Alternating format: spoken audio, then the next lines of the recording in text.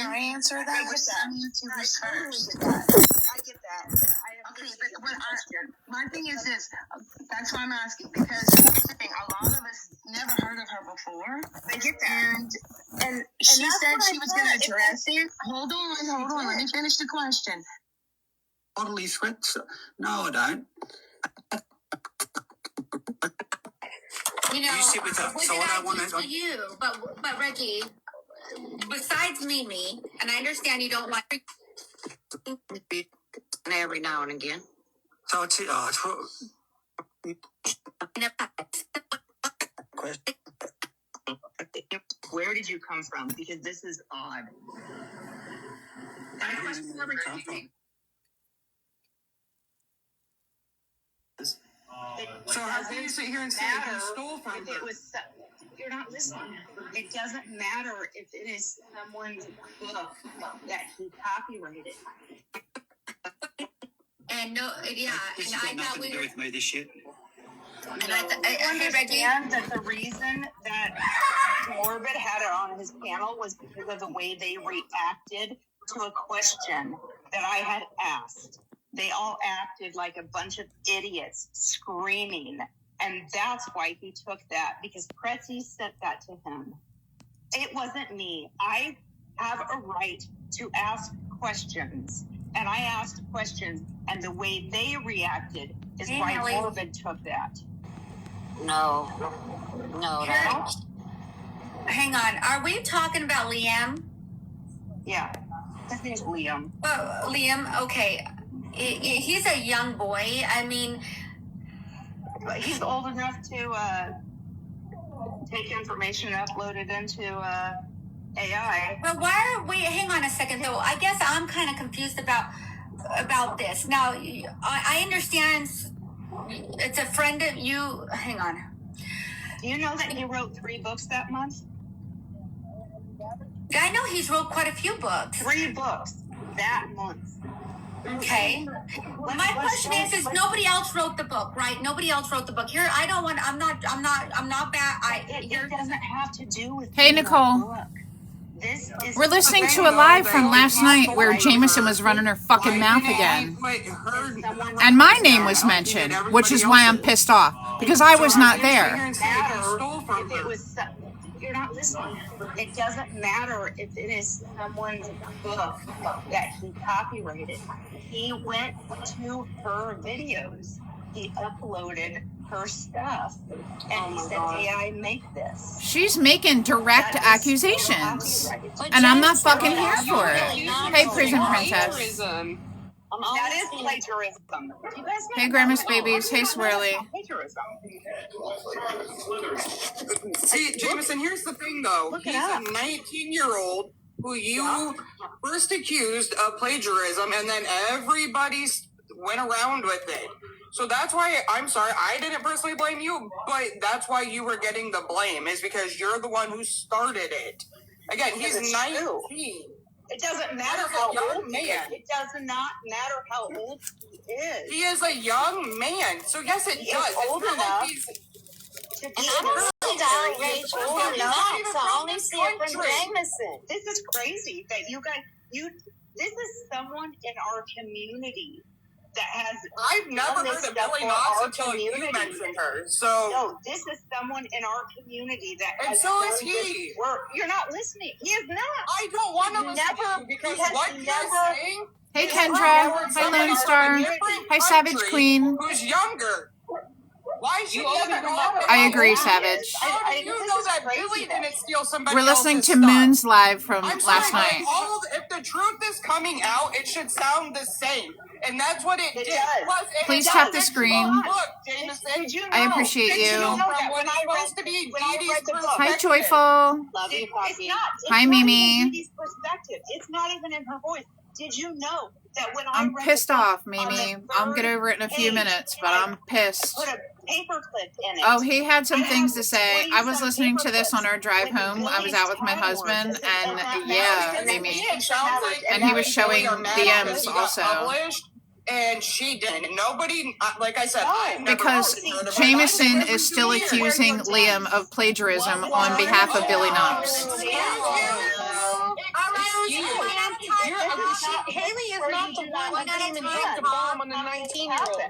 Did you really just call me done? Guys. Ma'am, I think you need to look at the bigger fucking Everybody, Stop. we will start muting one at a time. We need to be respectful, one at a time. Let's be respectful. Let's not make this chaos. Respect Moon's life, please. Please, Yes, guys. please You be don't understand respectful. what you're talking about, and that's where it's really sad. Well, the thing is Jameson, you have to understand. Someone would go and steal Sellen's work and load it up into and make a book about her stuff. She has great content. That is Jameson. That is the way she speaks. Let me ask you a question, Jameson. Did you bring Billy Knox to this community, into the TikTok community? I did not. I met her through this community. So who was she talking to first in this community, in the TikTok world? I met her. I watched her videos. That's not what I'm asking you. Who introduced her? You're talking. Okay, because see, this is the thing. Some of us see the TikTok Jibverse or DDverse. We're totally different than the YouTube. Okay. Can I answer that? I get that. I totally get that. I get that. And I appreciate my thing is this. That's why I'm asking, because here's the thing. A lot of us never heard of her before. I get that. And she said she was going to address it. Hold on. Let me finish the question. When? Where? Because I've seen her come in and out of chats. I've seen her in chats, but I've never seen her answer the question. Okay, Nelly, did he plagiarize you? Nelly, okay, if you go to her YouTube account, it is Billy Knox on YouTube. I follow her now.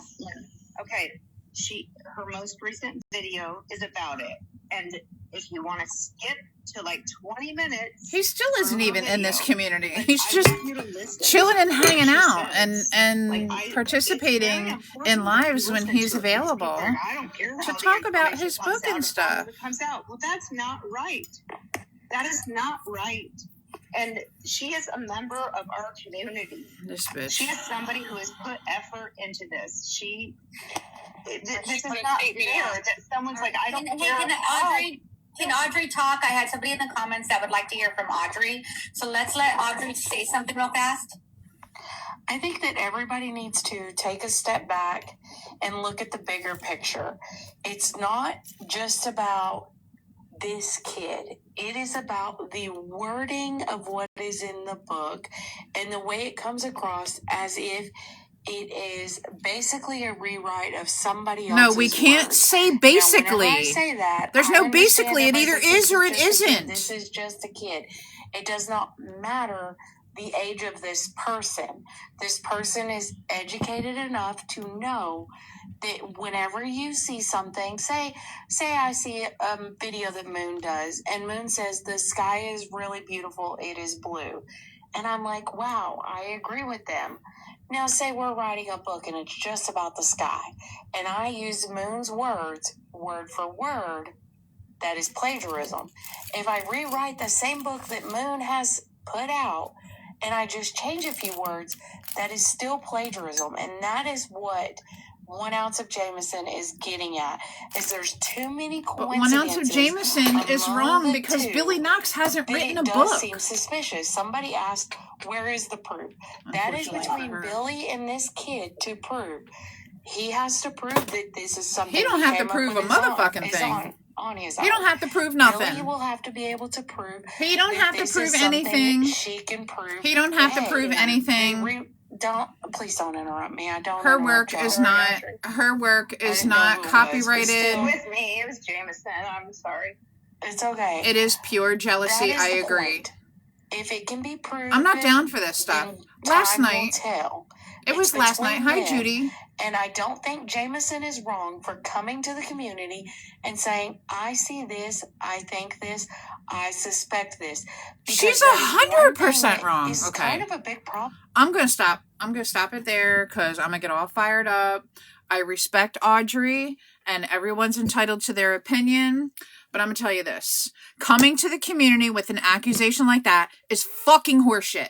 And the reason why it's fucking horseshit Number one is because she didn't even address it with her alleged friend who she feels may have been done wrong in some sort of way by somebody who wrote a book, even though she fucking didn't. That's number one.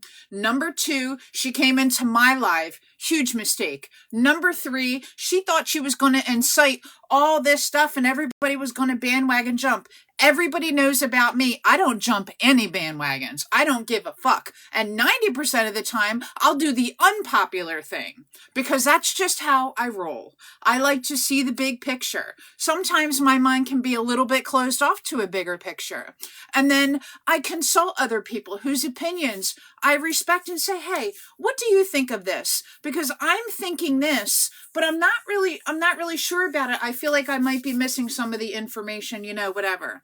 I did my own digging into some of this, and I see nothing. I see nothing.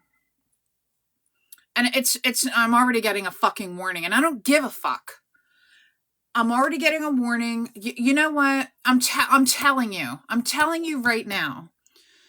If she cared, if it was that serious, if it was that serious to her, why didn't she go to Billy? Why did she just have an uprising in Chewy's live and then, play like little fucking children and be like, we're going to go hurt some feelings? Because you seem to forget, Jameson, that you were on a live when you guys were talking about coming into my live, and you and Chewy lied right to me and everybody who was in my live that night. And y'all said you just wanted an opinion. No, the fuck you didn't. You're a bold-faced liar, and so's Chewy. You guys lied, and we believed you. But then the next day, when the live came out, and we can hear what your real intentions were, and what you were going to do, you got Chewy all riled up, you got all riled up, you came into my live, and you thought you were going to get people riled up over here. Wrong. That's not how I roll.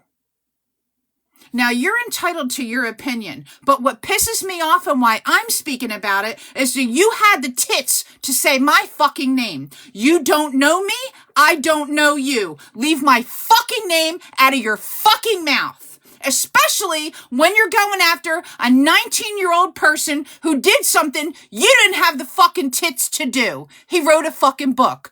Wah. Sorry you don't like it, ho. He beat you to the punch. He beat Billy Knox to the punch, too. He beat every single person in this community to the punch, period. If you don't like it, that's okay. Everyone's entitled to their opinion. Every single person is entitled to their opinion. Period. But leave my name out of your fucking mouth.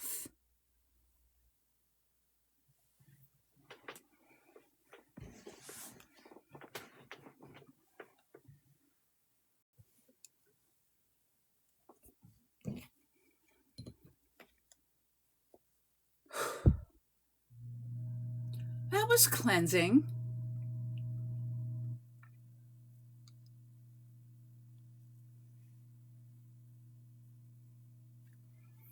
Oh, I'm sure she does. I want to remind you, this is the same person who, when she found out in the documents what the username and information, the email and the password was for Gypsy's fucking information online, she went in there drunk and changed the password so that nobody else could have the information. Remember that bullshit? Remember that? I remember that. And that's why I don't fuck with her. That's why I don't fuck with her.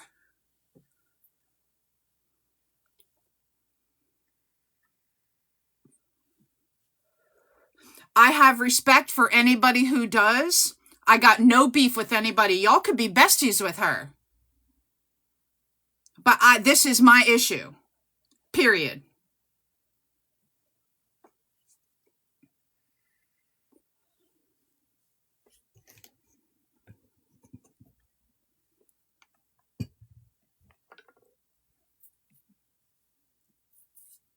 I have had it with people going after the next person and hopping on a bandwagon for the next best thing. It's fucking horseshit. It is nothing but a distraction. Jameson wants clout so fucking bad. So fucking bad. She will ride anybody's coattails. She will cut anybody's throat to fucking get to the fucking top. There is no top dog. We're all working with the same motherfucking information. I don't give a fuck if my live is restricted, fucker. We're all working with the same information and the same amount of information. Every single person. But here's the problem. That's all we have. That's all we have is the information that is available to us. We all have access to the same exact information. So does Liam. So do I. So does every person in here. So does every person on YouTube. Every person in the world has access to the same case file, the same information, the text messages, the evidence, the photos, the videos, everything. We all have access to the same information. And you want to put your tits on the line and be like, oh, he stole my friend's research, my friend's work. Girl, you sound fucking stupid. And you have no proof. And Audrey, I love you, but this young man don't have to prove shit. He don't have to prove nothing to nobody. He doesn't. He doesn't. Everybody can jump on Jameson's bandwagon and do whatever you want to do and say whatever you want to say. I don't fuck with that. I don't fuck with that. And Jameson, if you're window licking, you're not welcome here. Period. Because you're a fucking shit starter. You're a fucking troublemaker. And you're trying to get everybody on your bandwagon and it's bullshit. Leave people alone. You mad as fuck because you didn't write a book, huh? You mad as fuck. And then you sat in that live and you called everybody stupid. You called everybody stupid. You are so mad. You're so mad that you didn't think of this first. You're so mad. And I think that shit's funny. I think that shit's funny as fuck. You're so mad. You're so jealous. I don't care what you shared with Billy Knox. I don't care what Billy Knox shared with you. I don't care. And Billy Knox slithered into my live the other night, and as soon as I seen it, I blocked her ass. Because I don't want her in here either. You don't watch my stuff. You don't support my stuff. You don't come into my lives. You don't even know me. Stay the fuck out. Stay the fuck out. You only coming in here to gather something, whatever the fuck. No, stay the fuck out. You're only here for trouble. Never seen your face in here before. I saw your back leaving though, ho, when I blocked you. I'm not playing with either one of you. Knock it the fuck off. Grow up. You have something, quote unquote, legal to pursue? By all means, go right ahead. Go right ahead. But you don't. You don't. Somebody wrote a book and it's self-published. You have a YouTube channel, also self-published. Your work is not copyrighted. Nothing is done. I don't know what was done and what wasn't done, but from where I sit and what I read and what I looked at, no ma'am. No ma'am. I can go to 80 different creators and look at all their stuff, and guess what?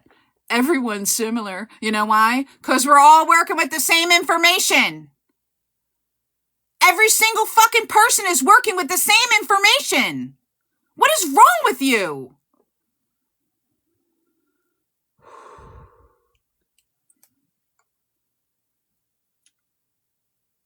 Woo. Child, I wouldn't even have so much of an issue. But to bring up my name in tables I'm not sitting at and rooms that I'm not in is weak bitch shit. Fuck you.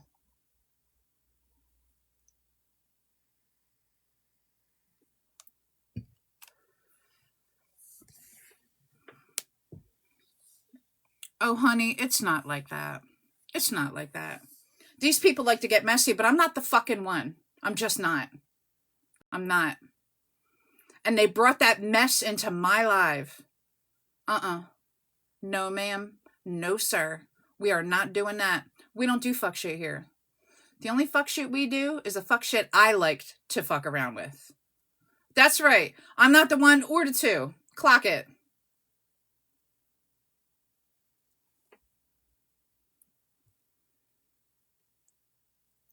This young man has written several books.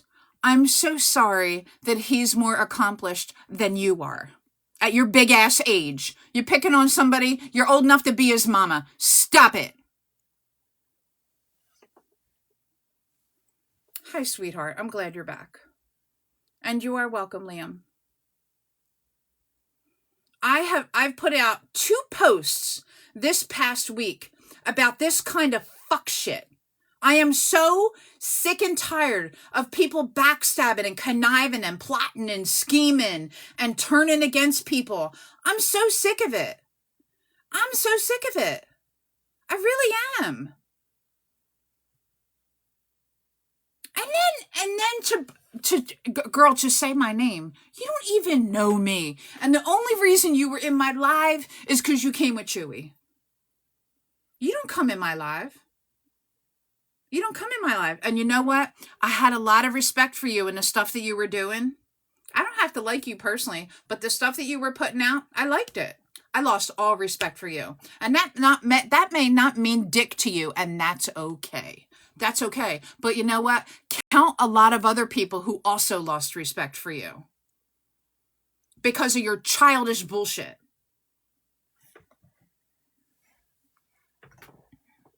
Stupid. You're so mad. You're so jealous. She sure did. She ran right the fuck out. You can't take the heat? Get out my motherfucking kitchen, ho. I know. And it's affecting Billy also. And it shouldn't affect Billy. Because Billy hasn't said shit. She put a little thing on her live about how, like whatever, blah, blah, blah. She didn't say anything direct. She didn't say anything indirect. She didn't say anything. Hi, JJ.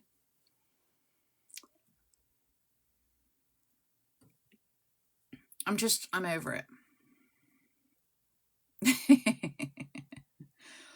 I'm reading your comments, but I'm not saying your names out loud when I read them because I know this is going to go on. What do you call it? I know this is going to go on YouTube.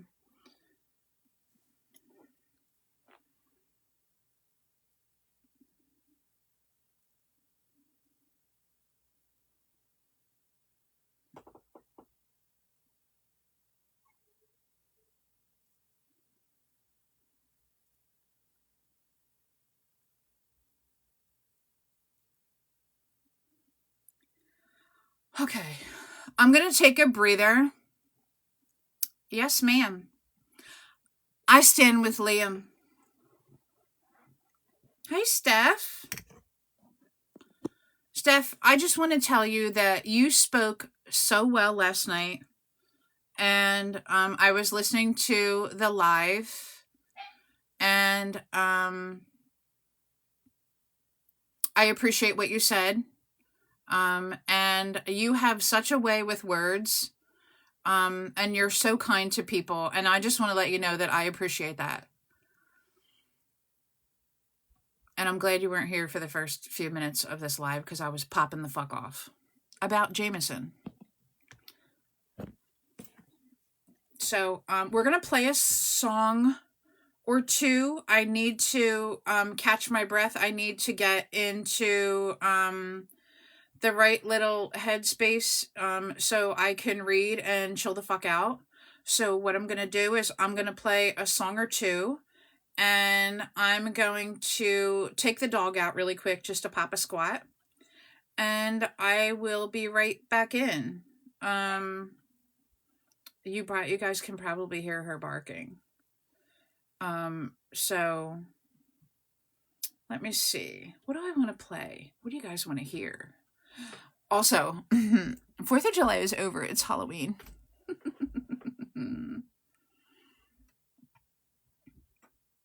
Let's see. What do we got? What do we got? What do we got?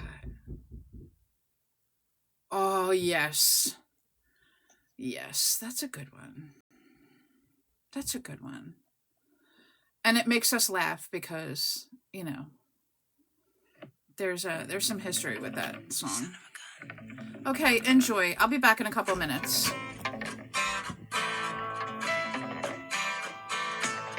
I hope you guys can hear it well. It's not hooked up to a speaker.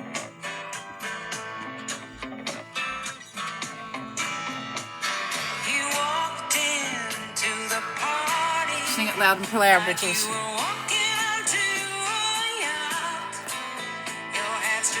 Please tap the screen. I'll be back in 2 minutes. Your scarpet was apricot.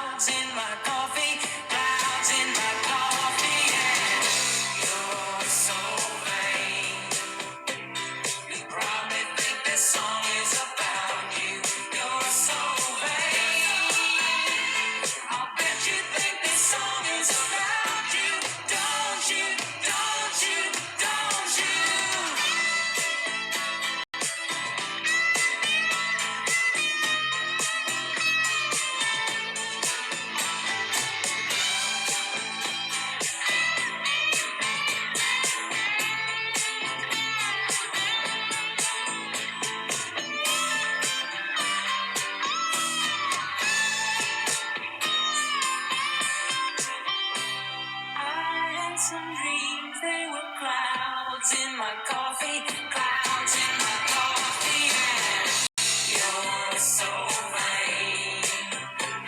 You probably think this song is about you. You're so vain. I'll bet you think this song is about you. Don't you? Don't you? When I hear you went up to Saratoga and your horse naturally won, then you flew your Learjet up to Nova Scotia to see the total eclipse of the sun. When you're where you should be all the time, and when you're not, you're with some underworld spy or the wife of a close friend, wife of a close friend, and you're so vain. You probably think this song is about you. You're so vain. I'll bet you think this song is about you. Don't you? Don't you? Don't you?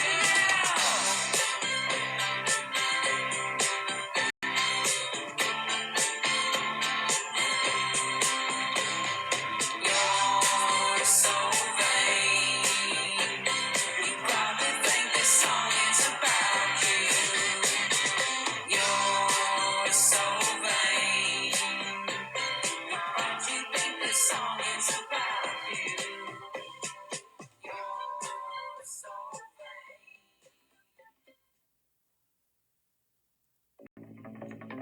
Son of a gun.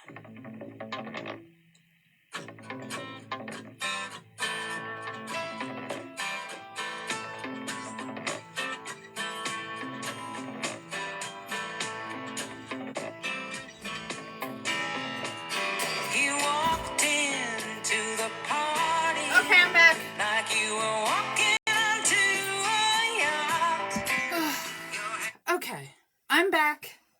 Hello, hello, hello. I had a reset and so did the dog. Isn't that nice? Hello, hello, hello. Hi, Moon. How you doing? Hi, Dog Mom. Hi, Ricky Bobby. Oh, that's so fun. I'm so thankful that you're all here. Welcome, welcome. What up? We're reading. Happy to have you all. Gonna put my girl up on the panel. Would anyone else like to join? Hello, Miss Laura May. Hello, hello. Hello, hello. So, small little crush out. We're good. Hello, Miss Honey. Hello, Miss Honey. I'm watching my granddog for a week. And y'all know she tests my gangster every day. She's with me. Where are you? You're so small. I can't find you all the time. What are you doing? What are you doing? Okay. This is strange that this is happening this way. I think I need... Remember that night when I was plugged into a charger and it was going down instead of going up? That's happening again. It's very odd. I don't know why that's happening. It's showing that it's charging, but it's that's going to pose a problem in a little while if I don't fix it. I love a good reset. Yeah, right. Love the crash out. I need one. I am just, Moonlight Honey, you didn't do anything. Don't even worry about it. But I had a slow burn about the guest on your panel last night, so you're good. No problem. Everything's good.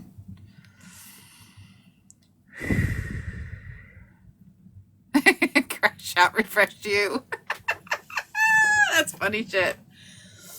Okay. I don't know if I should go wander now and find another chord Let me just look really quick because I know my dog. I'm down in her little apartment, and she might have one very close by. Hold on. Hi, mommy. Hi, mommy girl.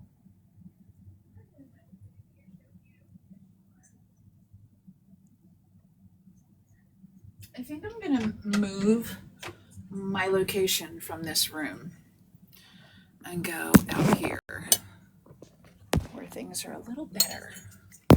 And I can see the dog and the cat because I'm supposed to be spending time with them. And I'm going to put earbuds in. Come on. Come on, honey pot. Come on out here. Okay. Sorry for the mild delay and,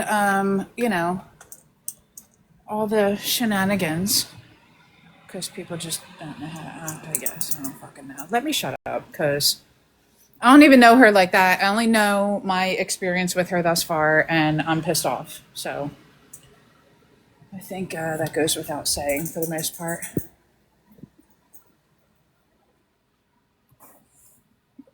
No, Southern Savage. I will not do it again. That's cute, though. That's real cute. All right, I'm plugging in, and then we're going to start reading. We are on chapter 20. It's so good. If you remember, we are at the wedding, and things are happening. A lot happened, actually, at the wedding. Or should I say lack of a wedding. Pretty crazy. Because I don't believe they even got to exchange vows. Yo, you should see. This girl has nicer furniture than I do. For real. And it's okay, don't step on my screen, honey. I'm just trying to get situated and get plugged in so I don't have any problems. Okay, success. Success. Okay. Thank you for coming, everybody. Thank you for being here. I appreciate you so much. I hope that I didn't upset anybody with my rant. And if I did, I apologize. I know some people are they get a little upset when Kentucky flavor is on the menu. I'll show you some classic dishes and recipes that originated right here in the bluegrass. From Louisville's famous rolled oysters, a bowl full of burgoo, voila, and the iconic hot brown, to an old Appalachian recipe I tried my hand at, spoon bread. It's all Kentucky cooking.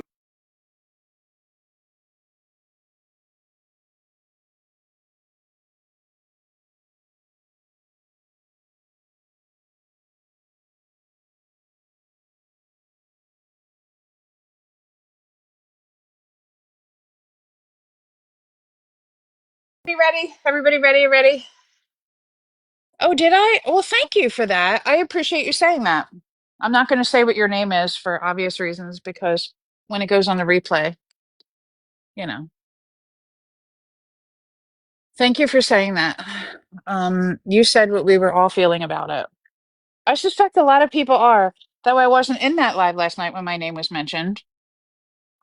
You know, which I know things like that happen. You know, you can't be everywhere all at once, but I was sleeping. All right, y'all.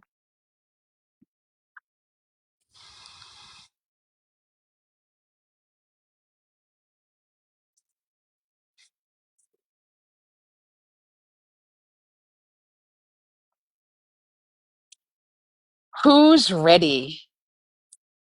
This is Conifer by Liam Bassinet. And we are beginning. Hi, Magda. We are beginning chapter 20.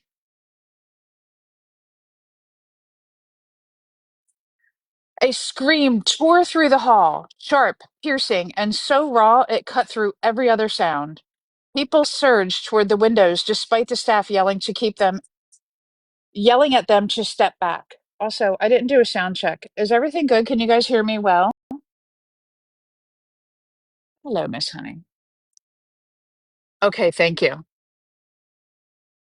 Phoebe stumbled forward with the crowd, Adrian clutching her wrist so tightly she couldn't feel her pulse. They pushed between shoulders and elbows until they reached the far glass wall. Outside, Gareth Prynne had almost made it past the row of cars. He sprinted across the asphalt with a strange, jerky limp, his hands grabbing at his blazer as though something were weighing it down. Phoebe watched his legs buckle awkwardly, as if his shoes kept catching on themselves, and then she saw why. Bundles of cash were spilling out of his pockets. Thick stacks, rubber banded, fanning across the tarmac every time he stumbled. What the hell? Someone gasped. A priest crossed himself. Even Jen's hand flew to her mouth. Gareth tripped over a fallen note, skidded across the ground, and scrambled desperately to pick up handfuls of money like a drowning man clawing at floating debris. Then Max appeared behind him, tall, composed, moving like someone who'd rehearsed this. A single gunshot cracked through the afternoon. Gareth jerked, bent in half, and collapsed on top of the notes. His body twitched once, then didn't move. Screams erupted throughout the hall. Someone fainted, a child wailed. Jen staggered backward and hit a chair, clutching the backrest to stop herself collapsing. Phoebe felt bile rise into her throat. Jesus Christ. Adrian buried his face into her shoulder, but Phoebe felt his grip loosen. When she turned her head, she caught a flicker, just a flicker, of something like satisfaction in his eyes. Not joy, not pride, but a smug, ugly vindication. You, you slashed his tires, she whispered. Adrian's gaze dropped to the floor. I didn't know. I didn't know he'd die. But he didn't look sorry, not fully. Phoebe backed away from him a step without meaning to. Before she could say anything, Jacob's cry tore into the room like an animal howl. He was kneeling beside Naomi's unconscious body on the tiles, where the ceiling panel had hit her. Her face was pale, lips parted. Blood pooled beneath her hair. You killed her! Jacob screamed at Adrian, pointing straight at him with a shaking, furious finger. You pushed her! Don't you lie! You pushed her under the panel! Adrian reeled back. I never! She pushed me! Liar! Jacob roared, his voice cracking.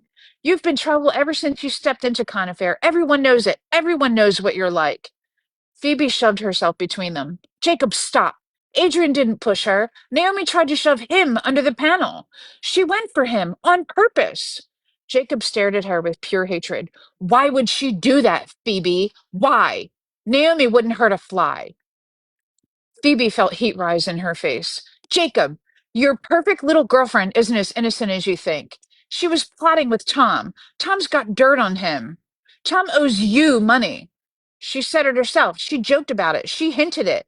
Jacob shot to his feet, trembling. Shut your mouth. No, Phoebe snapped. Tom is mixed up in something bad, Jacob. You know he is. He borrowed money from you for a mystery debt. He got a white van he refuses to explain. He's been dropping things off at weird hours. Shut up, Jacob screamed. Several guests turned to stare. Jen turned too, pale and shaking. Tom, is that true? You borrowed money? Why didn't you tell me? Tom's eyes darted around the room like a cornered animal. Not now, Jen, not now. Oh, yeah, Phoebe said, her voice rising, rage boiling under her skin. Now seems the perfect fucking time. Tom stiffened. Phoebe, don't start. What else is in that van, Tom? Phoebe barked. Since we're all trapped here and people are dying, may as well finally tell your wife. Jacob lunged toward Adrian again, shoving him backward so hard Adrian stumbled into a table of wedding gifts. You sick old freak, Jacob spat. You dodged the panel, but Naomi didn't. She's dying because of you. Adrian clutched the table, looking terrified and strangely delighted all at once. I didn't do anything. She tried. She tried what? Jacob shouted. Phoebe stepped forward. She tried killing him. I saw it. She shoved him right as the ceiling cracked. She meant to do it. Why would she? Jacob screamed, grabbing Phoebe's arms. Tell me why. Phoebe shook him off. Because she and Tom are hiding something. Something with that van. Something dodgy. Something. Before she could finish, the hall went really quiet. Hey, no barking. You ain't reading this book. Come here. Before she could finish, the hall went eerily quiet. Max was standing just outside the window, looking in, his face perfectly blank, perfectly calm, but furious energy coiled behind his eyes. He scanned the room slowly, left to right, as though memorizing every face, every person, every witness. A few guests ducked out of instinct, a few others froze. Jen grabbed Tom with both hands. Then Anne's voice rang across the car park, loud, confident, not frail at all. We know you're in there, Tom Harris. The hall fell dead silent. Jen's fingers released Tom's sleeves like she'd touched fire. Tom's entire body tensed. Phoebe felt every hair on her body rise as she turned to stare at him. Tom, Jen whispered, why do they know your name? He didn't answer. He couldn't. Because whatever Tom had been hiding, whatever he'd been doing with that van, whoever Naomi had aligned herself with, whoever Max and Anne really were, it had just kicked the front door of his life down, and Phoebe saw it in his eyes. Tom Harris was terrified because Anne wasn't calling for someone else. She was calling for him. Chapter 21. The hall had gone silent in a way that didn't feel real. Not ordinary silence, not the hush after a speech or the pause when a baby cries. This was the silence of people holding their breath because they truly believed their next one might be their last. Anne's voice cut through it again, sharp and confident, carrying through the thick doors as if they were barely there. Tom Harris, she shouted, her accent slipping into something harder, colder. Bring yourself to the door, now. I only want you, no one else. Gasps rippled through the hall. Jen's hands clamped over her mouth. Phoebe's chest tightened. Adrian's grip on her arm became a small clamp of bone. Anne continued, voice chillingly calm. Listen very carefully. You give me Tom, I walk away. Every single one of you goes home safe. Someone whimpered near the buffet table. Someone else muttered a prayer under their breath. Then Anne added, almost casually, and if you don't, I blow the place up. A panic scream bolted through the room.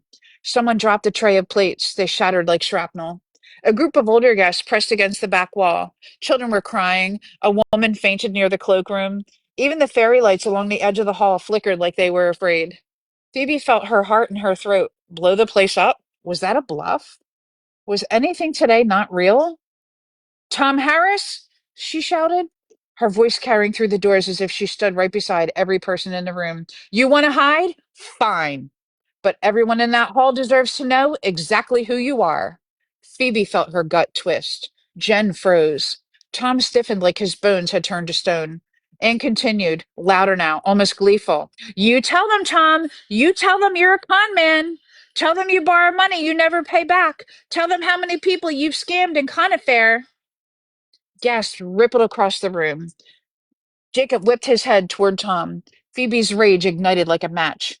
Anne kept going, firing accusations like bullets. Tell them how you bought shares in a drug farm downstairs.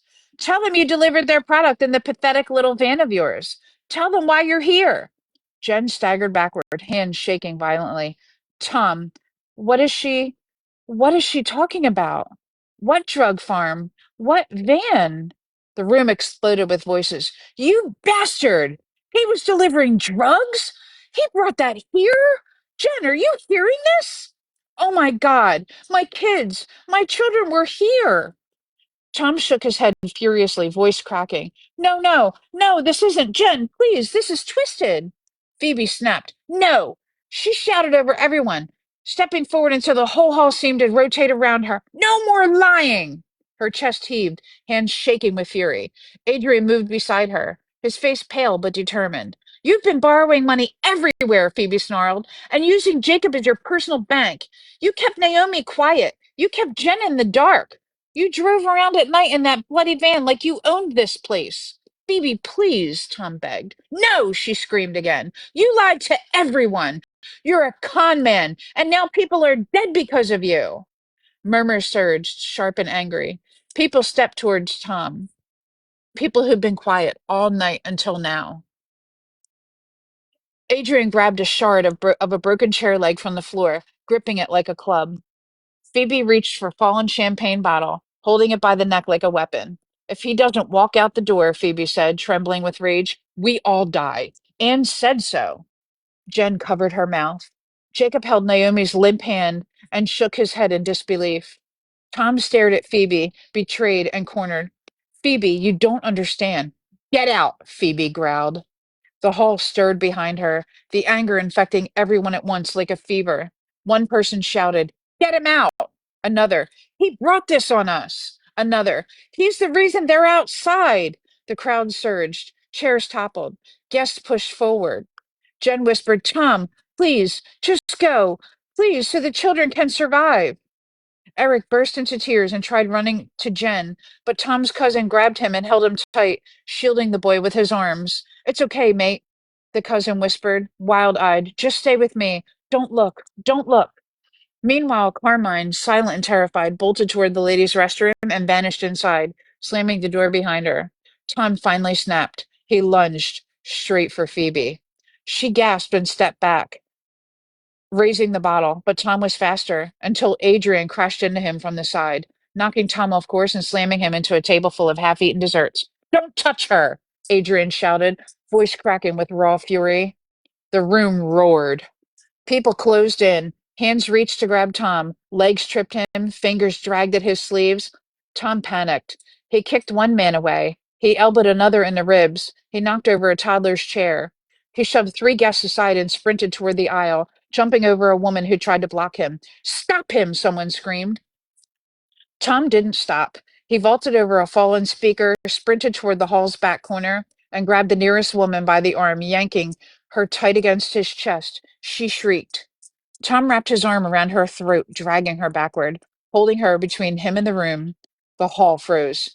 Don't come near me, Tom bellowed, eyes wild, spittle flying from his lips. I swear to God I will hurt her. Just let me go. Phoebe stared at him, hand trembling around the champagne bottle. He looked nothing like the man Jen had married, nothing like the man who'd smiled politely at dinners, nothing like the man who played with his nephews. A stranger stood there now, a desperate, cornered animal. Outside, Anne's voice cut through again. Come out now, Tom, she shouted, or we come in and take you. Phoebe's heart hammered. Adrian stepped protectively in front of her. Jacob clutched Eric tighter while the boy sobbed into his sleeve.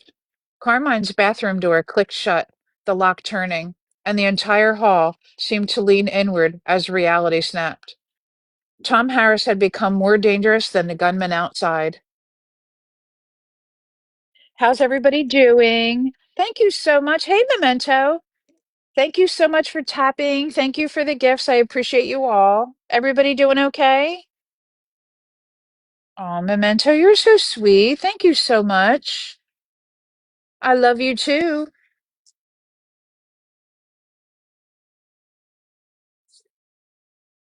Okay, chapter 22. The room was a trembling hive of noise, sobs, shouts, frantic footsteps, but one sound cut through everything, the muffled scream of the woman Tom held hostage. Adrian, shaking but trying to look brave, pushed through the crowd toward the door. Anne, he shouted, voice quivering. Tom's grabbed someone. He's holding her hostage. A ripple of panic shot through the hall. Anne's reply was instant and merciless, her voice booming through the metal like thunder. Of course he did. He's a coward. Send him out without the woman, and I won't detonate a thing. Gasps erupted. Jen clapped a hand over Eric's ears. Her face was white with terror. Then she jolted.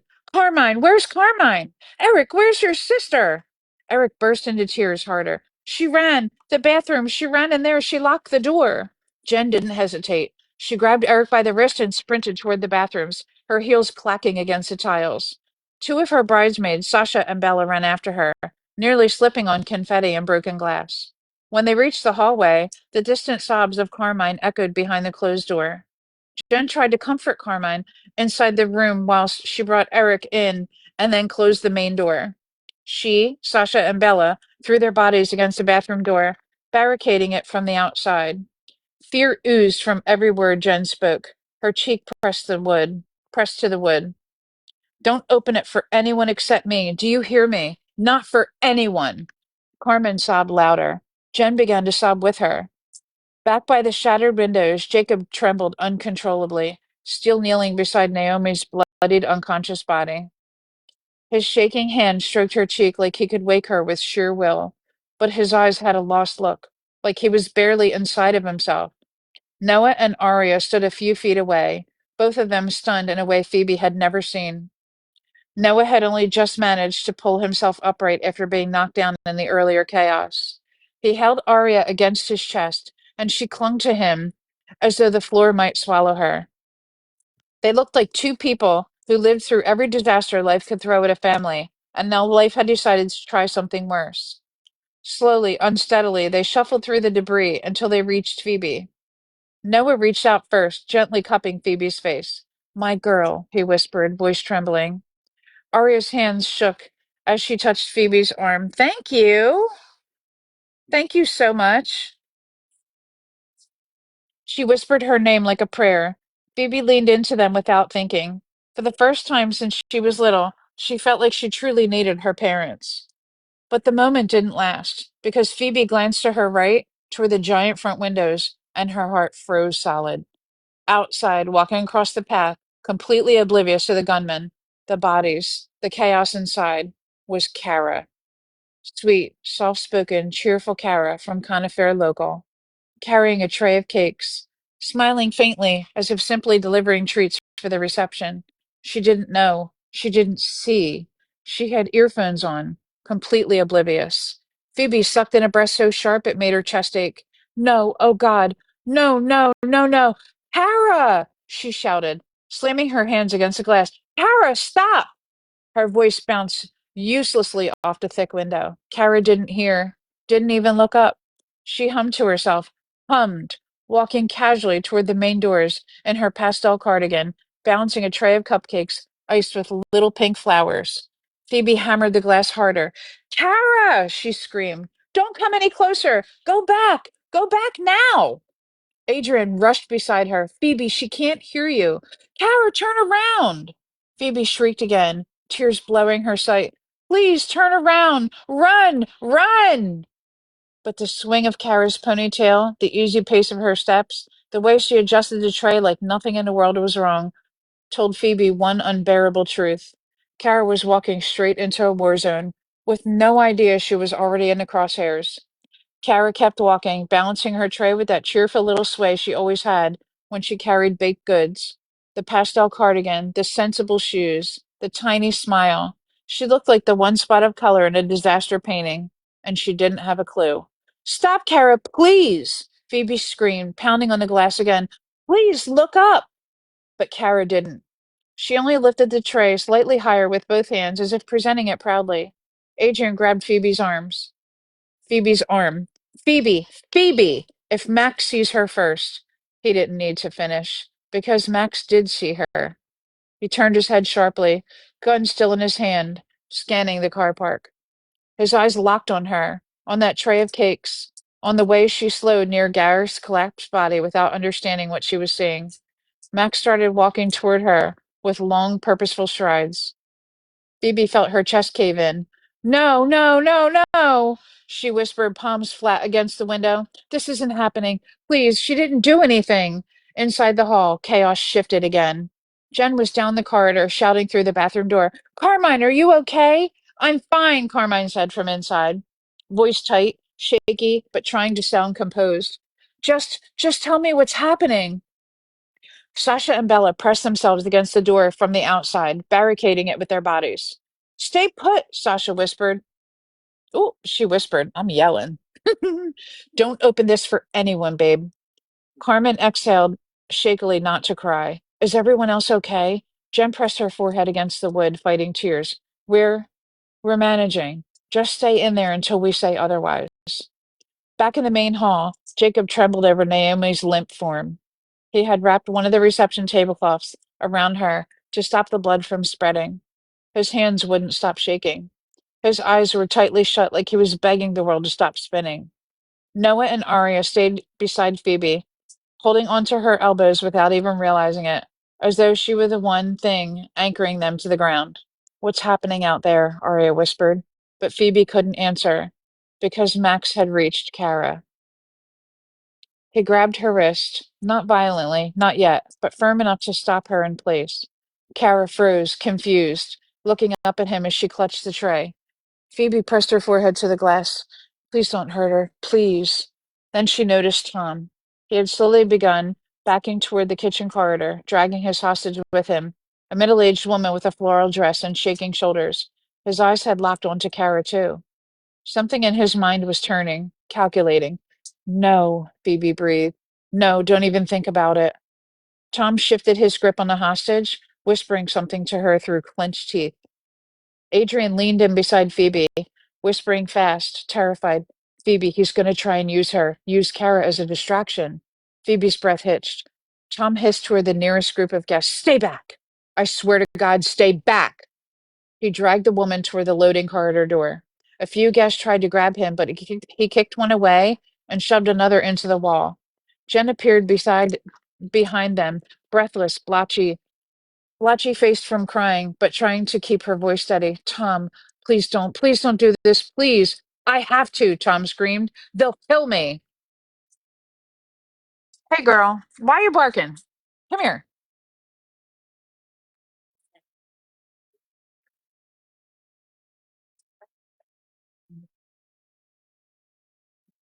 You don't understand. Anne will kill me. Max will kill me. Phoebe's turned everyone against me. Phoebe took a shaky step forward. This wasn't me, Tom. You did all this. You brought the drugs here. You borrowed money. You lied to your wife.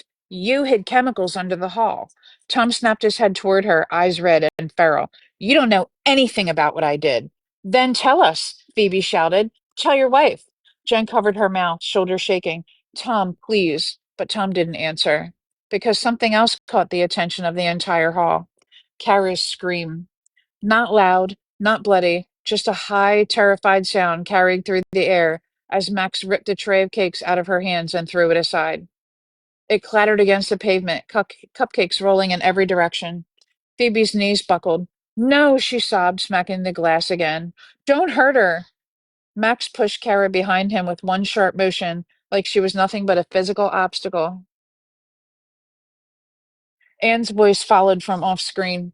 Get away from the windows. We're breaching the building. Breaching. Phoebe's hand slipped against the glass. Adrian grabbed her shoulders. Phoebe, we need to move now. She couldn't. Her eyes were glued to Kara, backing away slowly, hands raised, pleading silently with Max. And meanwhile, inside the hall, Jen held Eric's hand so tightly his fingers turned white. Sasha and Bella braced themselves against the bathroom door, protecting Carmine. Jacob wept silently over Naomi, whispering to her. Noah and Arya clung to Phoebe, powerless. Guests screamed and backed away from the walls. Phoebe turned toward Tom and saw the moment he made a decision. His eyes flickered, his jaw clenched, his grip on the hostage tightened. He was going to run, and he was going to use Kara, or anyone he could find, as leverage to get past Anne and Max. Phoebe's stomach dropped. Adrian, she whispered, it's about to get so much worse. And outside, Max raised his gun. How's everybody doing? Right, she is, Laura May. That might be it. I know she has reacted to me shouting and stuff a few times, and some of the words I'm saying a few times, she's run up and jumped in my lap. She's definitely reacting to some of this stuff. Thank you, Magda.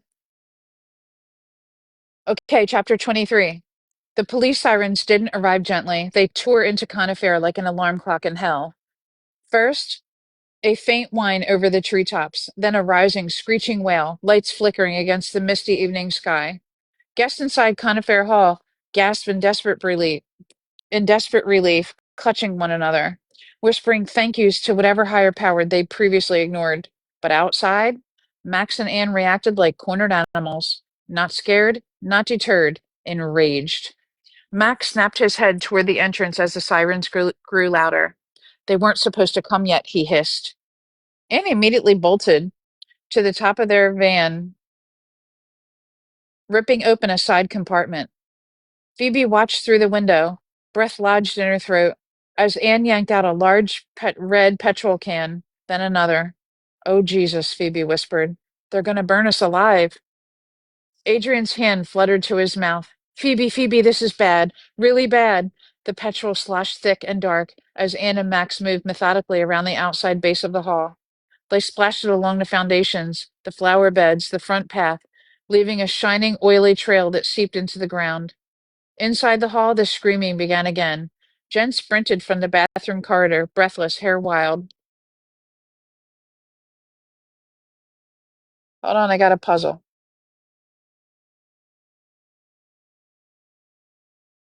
Okay, I had to do a puzzle, sorry. Inside the hall, the screaming began again. Jen sprinted from the bathroom corridor, breathless, hair wild, but no longer frantic about Carmine and Eric. Her two bridesmaids, Sasha and Bella, followed her back into the main hall, pale and shaking. They're locked in, Jen panted. The kids are safe. The bathroom door is barricaded. They can't get out until we open it. A wave of relief crashed over the crowd, a small island of safety in a sea of terror. But Tom ruined it instantly. He tightened his grip around the terrified woman he'd taken hostage, dragging her backward toward the rear corridor. The woman sobbed, shaking violently as Tom held her in front of him like a human shield. Back up, Tom screamed. All of you, back up or I swear I'll. Phoebe stepped toward him, gripping the champagne bottle by the neck. Let her go, Tom, she said, voice low and steel sharp. You've done enough. Tom's face twisted with desperation. Shut up, Phoebe. This is your fault. Your fault and his. He jabbed a finger at Adrian. Adrian froze, eyes huge. My fault? Tom's voice cracked as he shouted over the panicking crowd. It was Adrian. Adrian who let them in. Adrian who sneaked in with those shooters. Adrian who pretended not to know them. The entire hall gasped. Adrian staggered backward, shaking his head so hard he nearly fell. No, no, Tom, what are you saying? Adrian cried. I don't even know them. I just met those two upstairs earlier, I swear. But Tom kept going louder, more hysterical. He worked with them to get inside. He brought them here. He. Phoebe snapped. Shut your lying mouth, she screamed. Anne said she sent Adrian the wedding invitation. Max met him upstairs. They used him as a distraction, you bastard. You were the one buying shares in the drug farm. You were the one delivering the chemicals. The hall murmured angrily. Some shouted, some advanced. Tom felt the momentum shift against him and yanked the hostage closer, her feet barely touching the tiles. Stay back! I swear she dies if you step closer. At that same moment, the side fire exit, the one no one ever used, shuddered as a group of guests broke through in panic, shoving each other toward the outside. No, don't! Phoebe shouted, but it was too late. The moment the fire door opened, a burst of bullets tore through the air. Glass shattered. Screams ripped through the night. Three people dropped instantly, a young man, a woman in peach, and an elderly uncle who'd been walking with a cane. Their bodies crumpled at the threshold, blood pooling on the concrete. Phoebe clapped her hand over her mouth. Jen screamed. Jacob choked on a sob. People dove behind overturned tables. Outside, Max reloaded calmly, barely glancing at the damage. Anne kept pouring petrol, stepping over Gareth Prynne's body without even pausing. Inside, panic took over again. We can't go out. They'll shoot us all. We're trapped. Oh God, we're all gonna die. Tom took advantage of the chaos. He lunged for the back corridor, dragging the hostage with him. A guest stumbled and screamed. Several people tried to grab him. One managed to pull at his jacket sleeve, but Tom kicked him hard in the stomach and slipped away. Jen watched him run, trembling with fury. That man is not my husband anymore. Phoebe caught her breath, then turned to Adrian. Get to the door. Tell Anne he's holding someone. Adrian nodded shakily and ran to the front entrance, shouting through the tiny gap at the bottom. Anne, Tom's got a hostage. Let the woman go. Anne's voice came back, cold as ice. I don't care about the hostage. I want Tom Harris. Bring him out, and the woman lives. Phoebe spun around. The room was chaos. People hiding behind chairs, children crying, Noah and Arya clutching each other and swaying like the ground was moving. Jacob trembled over Naomi's body, whispering apologies he didn't deserve to give. Then Phoebe froze. Kara. Kara was still outside, walking slowly toward the hall, palms up, trying to show the police she wasn't a threat, completely unaware Max had just shot three people. Phoebe slapped the glass. Kara, get back. Run, please. But Kara only shook her head. mouthing something like, I'm okay, taking a step nearer to the side door, just as Max turned toward her. Just as Anne shouted, Tom Harris, come out now, or this entire building burns. Phoebe felt her legs go weak. Max raised his gun. Anne flicked open her lighter. Tom held a woman hostage in the back corridor, and the police, blocked by gunfire, were too far to intervene. Phoebe whispered, voice breaking, this is going to be the end of Conifer. Woo! Y'all, this is crazy. This is crazy.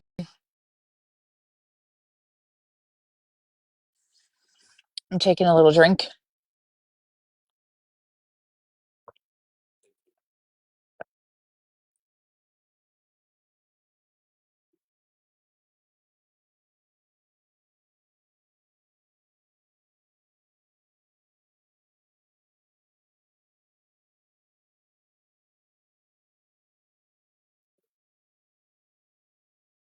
Okay. Chapter 24. The first flames didn't roar, they whispered. A thin orange tongue licked up the side of the hall's foundation, flickering against the glass like a warning. Someone screamed. Someone else shouted to get water, fire extinguishers, anything, but it was useless. There wasn't enough time. The petrol caught instantly, racing along the trail Anne and Max had laid, sparking up the walls like burning veins. The heat outside began to pulse. Inside, people started to choke on the stench. Jen covered her mouth and sobbed, this can't be happening. Anne shouted something to Max, and the two of them sprinted toward their van. Police sirens blared behind them, officers shouting for them to freeze. Max fired 2 shots toward the road before ducking behind the vehicle. Anne dropped the lighter, leaving the flames to do the rest. They sped off the moment their doors slammed shut, their van fishtailing wildly across the car park. Phoebe felt every nerve in her body seize. They're running. Oh God, they're leaving us to burn. Heat began to press against the glass like a hand.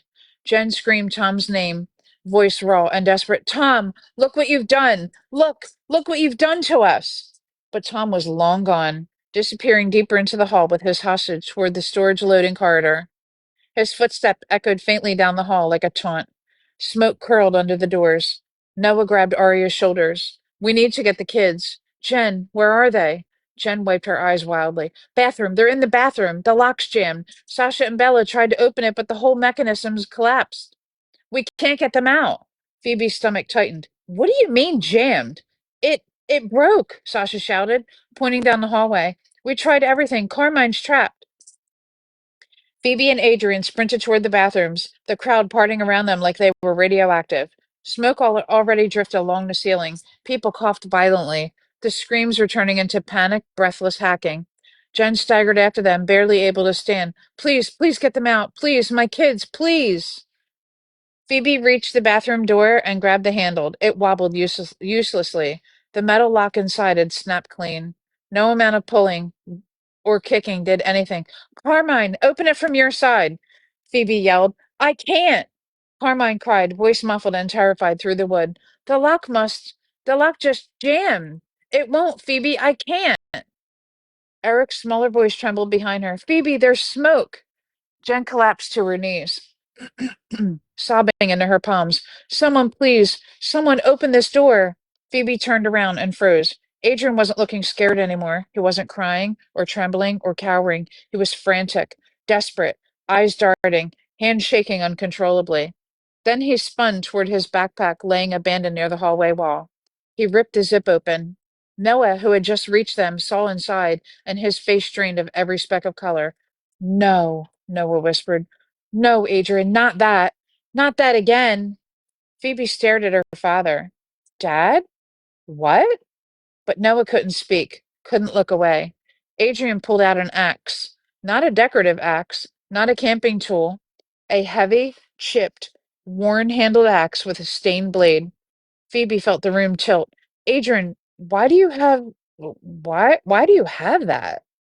He didn't look at her. He didn't look at Noah. He didn't look at anyone. He gripped the axe with both hands like it was part of him. I'm getting the kids out, he muttered, voice low and tight. Stand back. Adrian, no, Noah shouted, grabbing his arm. Why did you bring that? Why do you still have that? Adrian ripped his arm free violently. It doesn't matter, he snapped. Move. Phoebe backed away, heart thudding painfully. Adrian, why do you have that? She demanded. Why would you carry an axe? Why is Dad acting like he's seen it before? What did you... Adrian ignored her and stepped toward the bathroom door. Jen watching him, shaking so hard she could barely keep upright. Please, just please get them out, please. Smoke crept along the ceiling like a slow-moving serpent. Someone in the hall yelled that the flames were nearing the back entrance. Another shouted that the police couldn't breach safely because of potential explosives. Panic was everywhere, and Adrian lifted the axe. Phoebe flinched back at the blade as the blade swung. Crack! Wood splintered. The sound echoed down the hall, sharp and violent. Adrian, Phoebe whispered, voice trembling. Please don't hurt them, please. He didn't even look at her. Crack! The blade buried itself deeper. Smoke thickened. Jen sobbed harder, clutching Sasha's dress. My babies, someone save them, someone. Adrian raised the axe again, muscles taut, breath ragged. Adrian, stop! Noah shouted, grabbing his arm again. You don't get to use that axe again. You don't. Adrian shoved him so hard Noah crashed into the opposite wall. Arya screamed. Phoebe lunged forward, trying to grab Adrian's sleeve, but he swung the axe again, narrowly missing her hand. Stand back, Adrian roared. I'm saving them! I'm saving them! The entire hall went silent at his voice. People stared at him with a new fear, a deeper fear, like they were suddenly seeing something monstrous under his skin. Phoebe backed away, trembling so violently her knees almost buckled. Adrian, she whispered, what did you do before? Why does my dad know that axe?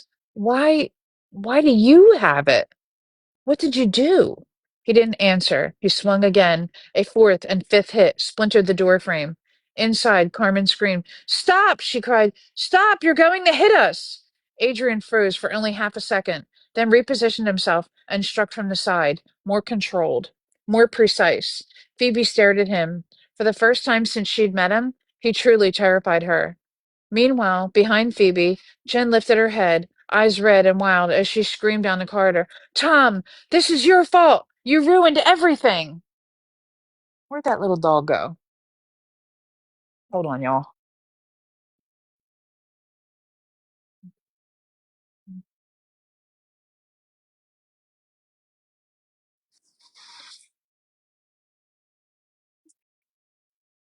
Oh, okay.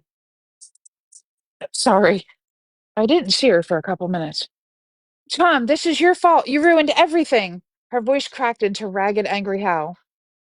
But Tom Harris was already gone, and Adrian's axe finally punched straight through the bathroom door. Oh, thank God! I hope he gets her. I hope he gets the kids. She did run for cover. You ain't lying. She keeps going in the dark, and I can't see her. But she's messing with the cat. So, chapter 25. The smoke thickened with every second, turning the air into something chewable and bitter. People shoved past each other in blind panic, stampeding toward any exit, back doors, side doors, even windows. Some slipped on shattered glass. Others tripped over decorations or chairs. A few screamed that the flames were already crawling up the east wall. It didn't matter. Almost everyone fled, even the handful who couldn't or wouldn't. Noah, coughing hard enough to shake his ribs loose, pushed himself upright and shouted over the chaos. Kitchen! Use the kitchen taps! Everyone who can! Fill jugs! Keep the fire from the doors! Most didn't even look at him. They ran, bolted, vanished into the smoke-drenched blur. But a few stayed, trembling, terrified, but rooted in a place by duty or desperation. Phoebe, staring at her father with a mix of awe and panic, grabbed his arm. Dad, what do we do? Where? Help me, Noah rasped. Open the windows, get airflow, slow the smoke down. And anyone who can run, bring water. Sasha and Bella sprinted toward the kitchen. They began filling every jug, bowl, bottle, saucepan, anything that could hold water under the metal taps. Water sloshed everywhere, pouring into the floor, mixing with spilled drinks and ash. Phoebe, open those windows, Noah ordered. Phoebe staggered to the nearest window, using her elbow to bash through a panel already weakened by falling debris. Cold air rushed in, swirling the smoke back and making the room breathable for another minute or two. Jen, wild-eyed, shoved another window up with a horrible scraping noise. Eric, Carmine, hold on. Please, hold on. Meanwhile, Adrian, drenched in sweat and smudged with soot, raised the axe a final time. Crack! The door split. a jagged opening ripping down the middle. Carmine! Phoebe shouted, dropping to her knees. Hands burst through the gap, Carmine's first, then Eric's. Both of them were coughing violently, tears streaking their faces. Adrian reached in, grabbed Carmine under the arms, and dragged her out, his breath heaving with effort. She stumbled into Jen's arms, shaking uncontrollably. Mum, the smoke, Carmine sobbed. Jen hugged her so tightly it looked painful. You're safe, baby, you're safe. Eric crawled out second. Noah lifted him up instantly, rubbing his back as he coughed into Noah's collar. Phoebe pressed her hand to her chest, feeling her heartbeat hammering like it was trying to escape. You're okay, she whispered to them. You're okay. You're okay. Arya was crying openly now, wiping her face with her sleeve before grabbing Eric's hand. But Phoebe's relief was interrupted when Jen suddenly rounded on the hallway, her voice splintering into a roar. Tom, you hear me? You absolute coward! You did this! You set all this off! Her scream bounced off the walls, raw and jagged. Everyone froze for a moment. Phoebe had never heard Jen scream like that, ever. The sound of water slashing grew louder. Sasha and Bella rushed back with jugs, splashing water against the smoking section of wall and onto the creeping fire outside the side exit, trying to delay its advance. Outside, faint police megaphones echoed. Step away from the building. The fire service is en route. Do not re-enter. But no one heard clearly. The hall was chaos. Noah coughed again. Her scream bounced off the walls, raw and jagged. Everyone froze for a moment. Phoebe had never. Wait. Sorry. Noah coughed again. More water. Keep it at the base. Don't try to put it out. Just keep the path open. Phoebe grabbed a saucepan from Sasha and hurled water where flames licked up the skirting. Steam burst up like a hiss. Behind her, Adrian stumbled back from the broken bathroom door, breathing hard, axe dangling loosely from his hand. Phoebe looked at him, really looked at him, and felt a cold wave run through her. He didn't look like a savior. He didn't look like a hero. He looked thrilled, eyes bright, chest heaving, hands gripping the axe like a lover. She stepped back instinctively, but Noah saw, and for a moment, just a moment, his expression twisted in terror before he quickly looked away. Phoebe whispered, Dad, why are you scared of him? Noah didn't answer. He kept pouring water onto the floor with shaking hands. Suddenly, Sasha shouted, We have to get out. The roof is going. A loud, crackling groan echoed overhead.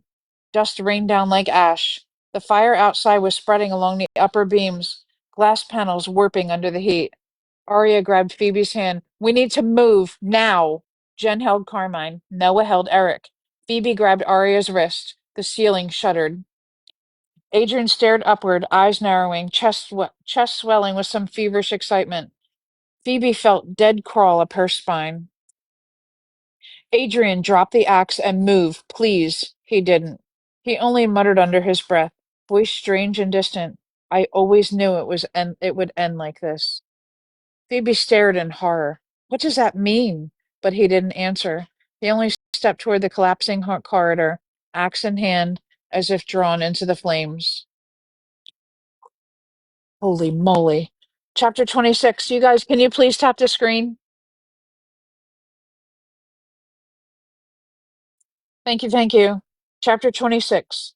The ceiling groaned again, louder this time, sending a shiver through the entire hall. Smoke curled downward in a thick, choking waves, as if the building itself was exhaling. Phoebe grabbed Carmine's arm and hauled her closer. We need to go now.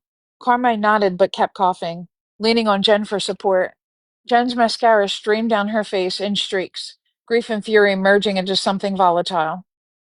She looked like she wanted to tear the world apart with her bare hands. Tom, she whispered. He ran. He just fucking ran. Phoebe didn't answer. She didn't want to. Because Jen was right.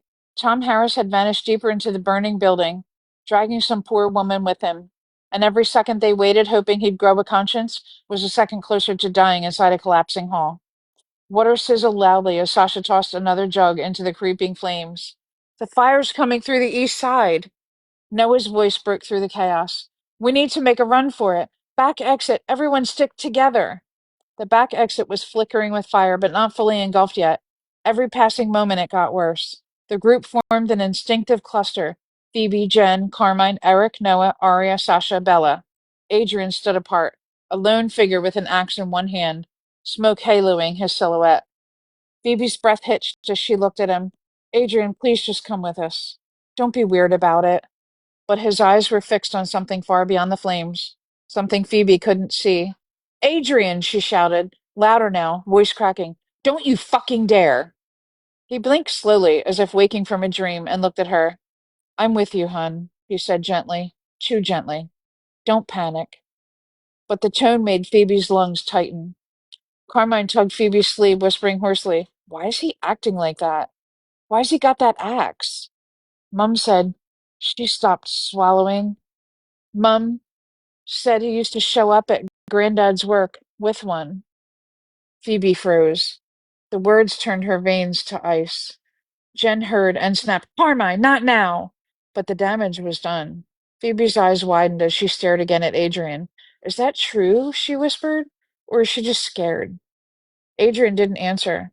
He only smiled, small, stained, and utterly wrong, before turning toward the thickening flames around the exit. Noah seized the moment. Everyone move! They pushed forward, choking, stumbling, toward the doorway where the air shimmered with heat. Arya shielded Eric with her coat. Jen shielded Carmine. Phoebe shielded her mother. Noah kept everyone tight. The smoke was blinding. People coughed and hacked so hard Phoebe felt her lungs like her lungs were tearing. A beam collapsed behind them with a deafening crack, smashing a table into splinters. Go, go! Sasha shouted, half screaming. They reached the exit seconds before the flames claimed it fully. Sasha and Belly threw their jugs of water at the fire, giving a precious moment of cool air, and Noah shoved the door open.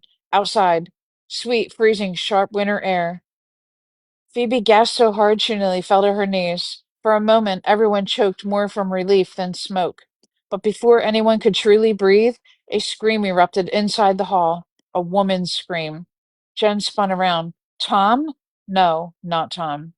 He burst out a side corridor behind the glass like a feral animal, dragging the same hostage, using her as a human shield. Everyone outside froze in horror as Tom shoved her forward, eyes wild, hair sticking to his sweaty forehead. He started shouting nonsense, words slurring, spit flying. It's not me, it's him. It's the fucking uncle. He brought them here. He sneaked them in. He started it. He killed Naomi. He. For a moment, people hesitated. Tom was filthy, smoky, terrified, but Adrian looked disturbingly calm. Jen pointed at her fiance, hysterical. Tom, just stop. Stop. Tom ignored her, clawing at the flames as he backed up, muttering, He's going to kill us. He's going to kill us all. Then he saw Adrian, and Tom bolted. He shoved the hostage so hard she flew into a pillar, and then sprinted along the hall, stumbling, nearly falling, until he reached the staff door and vanished down the corridor. Coward! Jen screamed, voice cracking so violently it broke something in everyone who heard it. She dropped to her knees. Phoebe grabbed her shoulders, trying to pull her back from the open firelight. Jen, we have to move. But Jen's grief had just turned to rage so hot it almost rivaled the flames. I loved him, she sobbed. I loved that useless fucking man, and he left us. He left our babies. Phoebe pulled her tighter. I know. A crackling explosion boomed from inside the hall, something structural giving out. Glass shattered outward onto the path. Everyone screamed as sparks scattered like fireworks. Then, Carmine grabbed Phoebe's arm again, voice trembling. We need to get away from here. He's still inside. Phoebe looked at Adrian, who stood half in the doorway, half in the smoke, axe in hand, staring into the inferno like it was an old friend. Noah stepped between them. Adrian, he called softly. Come out now, please. Adrian didn't move. Phoebe felt panic gnawing at her throat. Adrian, why aren't you leaving? He finally spoke. Slow, quiet, too quiet. She left me, he murmured, staring into the flames. Bernard died, then Arya left. Noah left. They all left. I just wanted to watch a wedding. Phoebe's breath caught. This was not the rambling of a stable man. Adrian, she whispered, put the axe down. He smiled faintly. Not yet, hun. Another part of the hall collapsed behind him. flames rising like a wave. Noah stepped forward again, voice breaking. Adrian, for God's sake, come out. Adrian didn't blink, didn't breathe, didn't move. Phoebe suddenly realized something horrifying. He wasn't deciding whether to leave the fire. He was deciding whether to take someone with him. Holy shit, y'all. Hey, Miss Hannah. Thank you for the roses, Moonlight. I appreciate that. Girl, Lord, may I know. Chapter 27. The flames roared higher, eating through the beams with greedy, snapping mouths. Smoke poured from every broken window, curling into the night sky like a warning. Sirens screeched closer, louder, sharper, until blue lights washed across the grass, and the whole hall flickered red and blue, like a beating, broken heart. Someone screamed, "The police! They're here!" Phoebe whipped around just in time to see a figure burst out of the staff side exit, stumbling, coughing, half collapsing onto the path. Tom. His hair was singed, face streaked with ash, shirt ripped at the sleeve. He fell onto his hands and knees and vomited smoke blackened spit onto the ground. For a moment, he looked like he didn't even know where he was. And dozens of wedding guests. Hey, cool it. Leave the cat alone. Come here.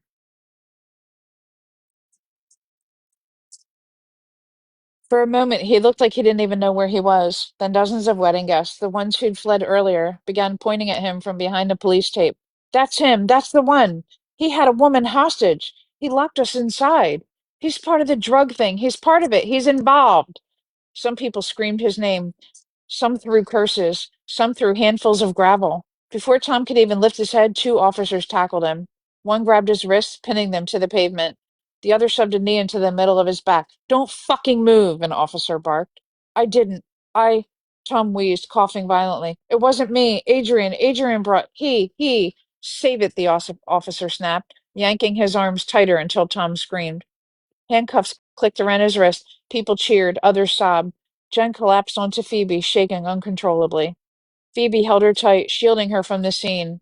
Even as Phoebe's eyes stayed glued to Tom's crumpled body, he looked pathetic, terrified, utterly defeated. Eric and Carmine stared too, pale and hollow-eyed, their tears streaking through ash. Noah swallowed hard, hurting them behind him as if the world weren't already collapsing. Phoebe didn't know whether she felt relief or disgust. Maybe both. Suddenly, the air thundered. A helicopter thumped overhead, blowing smoke and ash across the car park in swirling cyclones. Another police helicopter hovered further back, searchlights carving brilliant white spears through the burning roof of Conifer Hall. Fire brigade! Make way! Move back! Huge red engines screeched into the car park, brakes hissing. Firefighters jumped out before the vehicles even fully stopped, helmets on, masks down, hoses uncoiled like metal serpents. Get that ladder truck up, now! Team 2, go for the west side. Breach the sidewall if you can. Team 1, with me. Those flames are coming from the internal structure beams. Internal structural beams. Phoebe felt a tiny, desperate bloom of hope. They were here. Finally, they were here. Jen clutched Phoebe's arm. My God, she whispered, voice nearly gone. They might actually stop it. But Phoebe shook her head gently. It's far too gone. Look. The entire right wing was already a skeletal silhouette. Glass panels were melting. The roof sagged inward, glowing red like a dying mechanical animal. And Adrian was still inside. Phoebe's gaze shot back toward the side doorway, the one he'd been standing in only seconds ago. He was gone. Adrian? Phoebe whispered. No answer. Noah looked around, panic flickering across his smoke-blackened face. Where the hell is he? A loud crack split the night. The corner of the hall collapsed inward, shooting sparks and burning debris across the courtyard. Everyone screamed and ducked. A firefighter yelled for people to get back behind the final cordon. Jen's voice cracked into a sob as she clutched Carmine tighter. Tom better rot for this, she screamed toward the officers dragging her fiancé to a police van. Tom looked up at her for only a second, a look of pure betrayal, fear, and hatred, before the officer shoved his head down and forced him into the back seat. Phoebe felt her chest twist. He deserved it. He didn't deserve it. She didn't know. None of it made sense anymore. Noah, a firefighter shouted, waving urgently. Everyone clear back to the far barrier. The building's going down. Noah guided Arya, Eric, Carmine, Jen, Phoebe. Sasha and Bella followed. People sobbed into each other's coats, all except Phoebe, who kept her eyes fixed on the doorway where Adrian had last stood. Somewhere deep inside the burning hall, a single metallic clang echoed, like an axe being dropped. Then silence. Phoebe felt cold swallow her chest. What are you doing, Adrian? She whispered. No one answered, because no one, not even Phoebe, knew where Adrian Marsh was fighting to get out. Knew whether Adrian Marsh was fighting to get out, or choosing to stay inside. I think he went in. I think he wanted to go down with the flames. What do you guys think?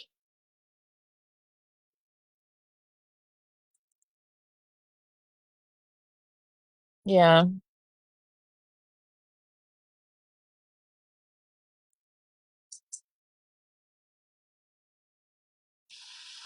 I know, Magda. Oh, this is rough, man. I know, me too, Laura May. I was hoping he was gonna just go inside, grab him, and just fucking keep him with him. I didn't want him to die, though. I want to hear more about his little story. A little drink. Okay. Chapter 28. This is our eighth chapter, y'all. No one talked, no one moved. Everyone stood outside Conifer Hall like ghosts of themselves, trembling, lightheaded, sick to their stomachs. The air was thick with smoke, petrol, and the metallic tang of fear. People had burns on their hands, ash in their hair, tears on their cheeks. They clung to each other in disbelief. A small village wedding, a simple ceremony, had become a full-scale massacre. Fire crews yelled over crashing beams and exploding glass. Ambulance crews rushed stretchers past the crowds, weaving around police tape lines and sobbing guests. Helicopters still thundered overhead, blowing cold air across the scorched grass. Jen held Carmine and Eric so tightly they could barely breathe. Noah and Arya leaned against the barrier, coughing violently. Bella vomited into a plastic bag while Sasha rubbed circles on her back. Jacob knelt beside Naomi's unconscious body, touching her hair as paramedics swarmed around her. And a few meters away, in the shadow of the fire engines, Adrian crouched beside Naomi's stretcher. There he is. Phoebe didn't see what he did at first. She was wiping smoke from her eyes, trying to steady her breathing, trying to stay upright when she glanced over at him. He looked almost peaceful, like someone admiring a painting. His lips moved the tiniest bit, and Phoebe, standing just close enough to hear, felt her blood turn to ice. Back to hell you go, Adrian whispered to Naomi's limp, blood-streaked body. Just like your old cripple father. Phoebe's heart slammed against her ribs. She froze. He didn't see her, or maybe he did and didn't care. He touched Naomi's hair with two fingers, the way someone might brush dust off an ornament, then stood up slowly and dusted off his hands. He looked smug, utterly disturbingly smug, like someone who just finished a job well done. Phoebe took a step back without realizing she'd done it. Adrian finally turned and spotted her. His entire expression shifted in an instant, the smugness evaporating into a sweet, broken smile. Phoebe, hun. He walked toward her, arms slightly open, as if expecting her to hug him. Come here, darling. It's been a long night. Phoebe stiffened. Her legs trembled. Her throat tightened. Her stomach twisted violently. She couldn't move. He reached her, brushing ash off her shoulder with a gentleness that made her skin crawl. You all right, sweetheart? He asked softly. Around them, chaos swirled, sirens, crying, shouting, but everything seemed to blur except him. Phoebe swallowed hard. I don't know. Adrian smiled at her, too warmly, too calmly. Stick with me, he murmured. I'll look after you. Phoebe forced a tiny nod, but she couldn't stop staring at his hands, hands that carried an axe, hands that smashed open a door, hands that had touched Naomi's dying body and whispered vile things into the smoke. A cold shiver climbed across her spine as Adrian gently tucked a bit of hair behind her ear. People around them sobbed and trembled, too exhausted and nauseous to notice. The wedding guests who had been trapped inside were slumped on the ground, shaking violently as paramedics checked them over. Some were vomiting, others had fainted. A few simply stared blankly at the burning hall. No one expected this. No one imagined a quiet family wedding could end in shattered glass, gunfire, a hostage, explosions, flames, and bodies on the ground. No one expected Ann and Max to turn the place into a war zone. No one expected Jen's fiance to be dragged away in handcuffs. No one expected Naomi to end up unconscious and bleeding. No one expected the hall, their home, their community symbol, to collapse into a burning rubble. And absolutely no one expected Adrian Marsh to be standing calmly in the middle of the carnage, looking like the one person who wasn't frightened. For a moment, Phoebe felt dizzy, the world swaying under her feet. Adrian steadied her by the arm. Careful, darling, he whispered. You're safe now. Phoebe forced herself not to pull away. Not yet. Not until she understood him. Behind them, a section of the roof collapsed inward with a thundering crash, sending a plume of sparks into the sky. Several people screamed. A few nearby dropped to their knees. Jen sobbed harder. Phoebe turned her head slightly, voice barely audible. Adrian, what did you mean? At the door, inside. And just now. He blinked slowly. Meaning, hun? Phoebe's chest tightened. Nothing, she whispered. He smiled. Phoebe's stomach dropped. Something told her this night wasn't over. Not even close. Ooh, bitch.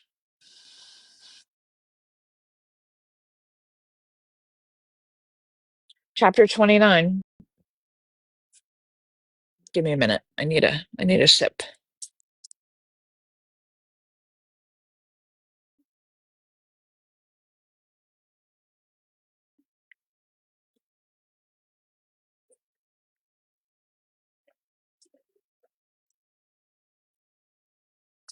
Okay. Yeah, you think so, Liam? You think? He said I made sure there was some twists and turns. You tell no lies. I know, I'm enjoying it too, Moonlight. Isn't it good? It's so good. Chapter 29. The night outside Conifer Hall was a mess of sirens, vomit, sobbing, and people staring blankly into nothing. The fire threw an orange pulse across the car park, lifting up terrified faces in jerky flashes. Bits of ash drifted like black snow, sticking to everyone's hair and clothes. Nobody spoke above a cracked whisper. Every throat was raw from smoke or screaming. Phoebe Hartley felt hollow. Her ears were ringing. Her dress smelled of burnt plastic. Her legs were shaking so hard she had to lean against an overturned chair to stay upright. Just minutes ago, she watched Adrian crouch beside Naomi's barely breathing body, stroke her hair, and whisper something that chilled Phoebe deeper than the fire ever could. She couldn't unhear it, couldn't untangle the smugness in his voice from the chaos around him. Now he was walking toward her, wiping his hands on his trousers like he'd just finished a chore. Phoebe, darling, he said softly, the edges of his voice too warm. You look exhausted. She felt sick. All around them, people shivered in metallic blankets. Paramedics moved between them with torches, checking burns and smoke inhalation. Policemen were shouting instructions, trying to corral survivors into groups. Everyone who was inside the hall, please stay where you are, an officer yelled. We need statements now. Nobody wanted to listen, but nobody had the strength to argue. Jen stood a few meters away with Carmine and Eric pressed against her sides. Her hair was stuck to her face. Her lipstick was smeared somewhere near her cheek. But the expression she wore, wide-eyed, trembling gratitude, made Phoebe's stomach twist. Jen clutched Adrian's sleeve like he was some kind of savior. If it wasn't for you, she whispered to him, shaking her head as tears pooled again. If you hadn't gotten that door open, if you hadn't saved my kids, I don't know what would have happened. Tom filled my head with lies about you. I'm so sorry, Adrian. I'll never forgive myself for believing any of it. Adrian smiled modestly, almost angelically. Family looks after each other, sweetheart. Phoebe watched the exchange, frozen. That wasn't right. None of this was right. Carmine hugged Adrian too, whispering a shaky, thank you. Eric nodded weakly.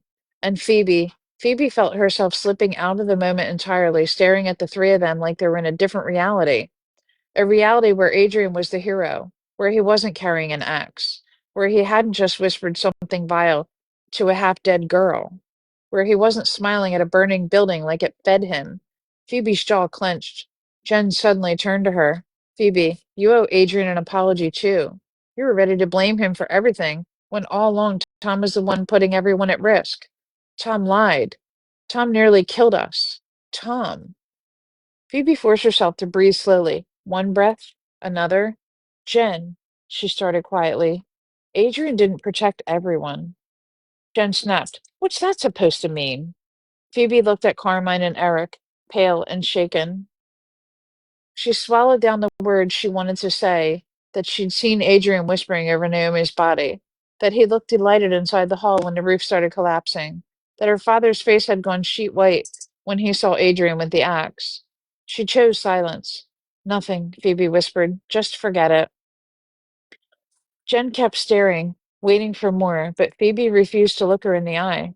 An officer approached with a clipboard. Honey, if you keep messing with Ravioli, she's going to mess your world up. Leave her alone. Come here. An officer approached with a clipboard.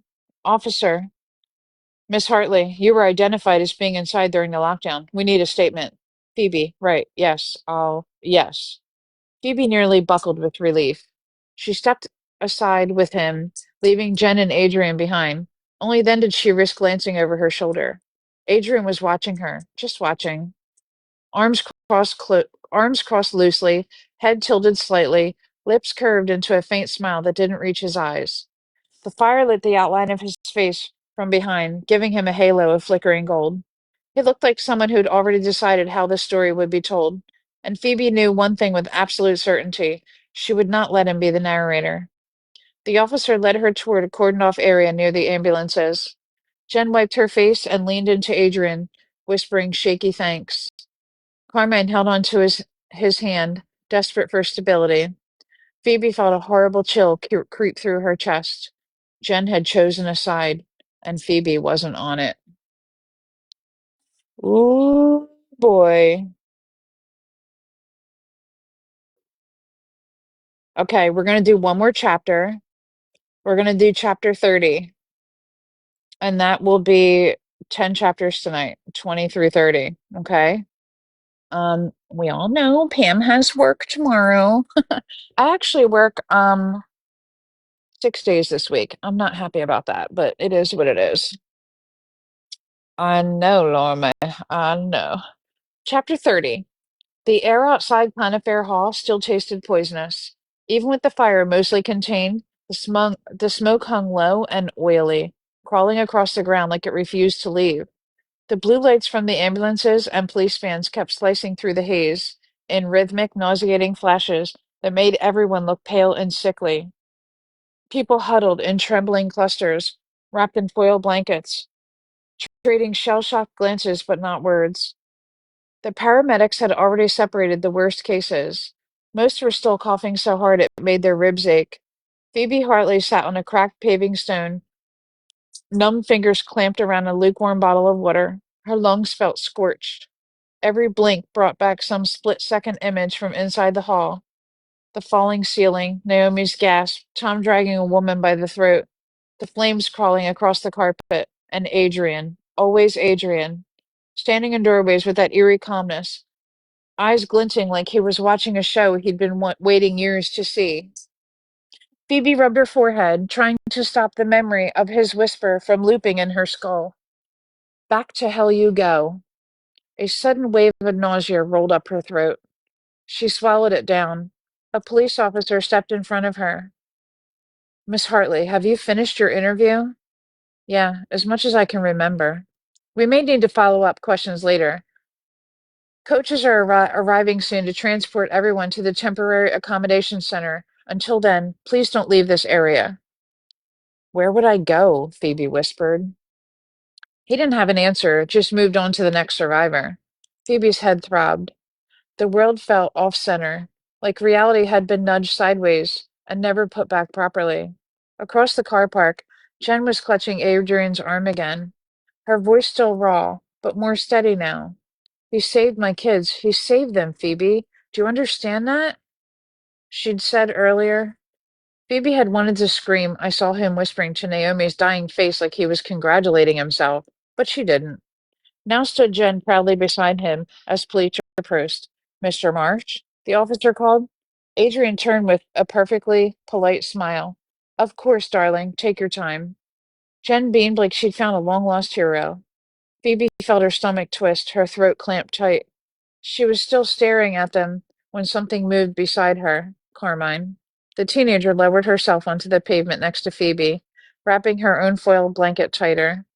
The girl's face was white, eyes red from smoke and crying, but there was something else there, too. Fear. Real fear.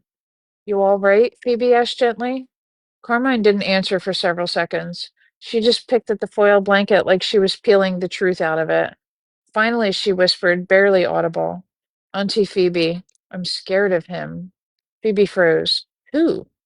Carmine's eyes flicked toward Adrian. Phoebe's heart dropped hard. Carmine swallowed.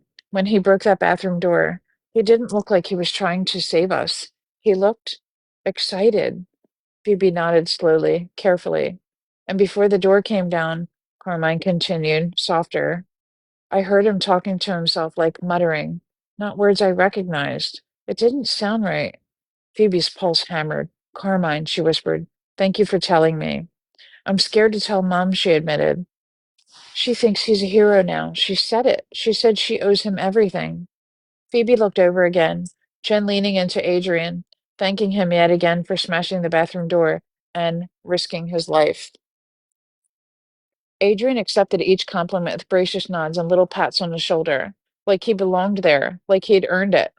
Phoebe's skin crawled. We'll figure things out, Phoebe told Carmine softly, rather. But don't say anything to your mum yet, not until we know more.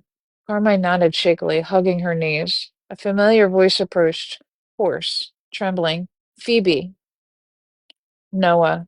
Phoebe stood quickly. Dad, are you okay? Where's Mum? Noah sank down next to her, coughing. His eyes were bloodshot, his hands trembling violently. I need to tell you something, he rasped. Phoebe frowned. Dad, what? It's about Adrian. He wiped soot from his mouth. And the axe. Phoebe's chest tightened. Carmine listened silently, eyes wide. Noah's voice shook. That axe he had tonight, that's not the first time he's used it. Your mom and I, we've seen what he's capable of years ago, before you were born. Phoebe's breath stopped in her throat. What did he do? Noah looked away at the burning skeleton of the hall. When he says he lost Bernard, he closed his eyes. He didn't lose him. Bernard died the night Adrian locked him inside a room and forced boiling black coffee down his throat. Said it was an accident. Police investigated. He smiled at them the whole time. Phoebe's blood ran cold. He always smiles, Noah whispered. He always looks calm. That's how you know he's lying. Phoebe felt the ground tilt beneath her feet. Hey, what do you got? Hold on, you guys. You have all these toys and you want chapstick. You lost your mind, little girl. Knock it off. You're going to get me in trouble with your mom. Don't do that. Sorry, guys. She had chapstick. Come over here. All right. I'm sorry. Phoebe felt the ground tilt beneath her feet. Carmine clutched Phoebe's arm. And now, Noah said, voice cracking, he has Jen believing he's a bloody saint.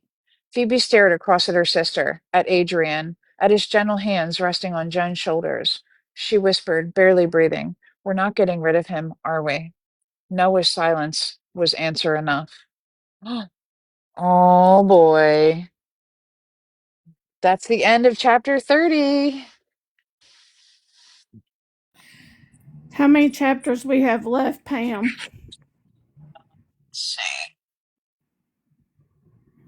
Let's see.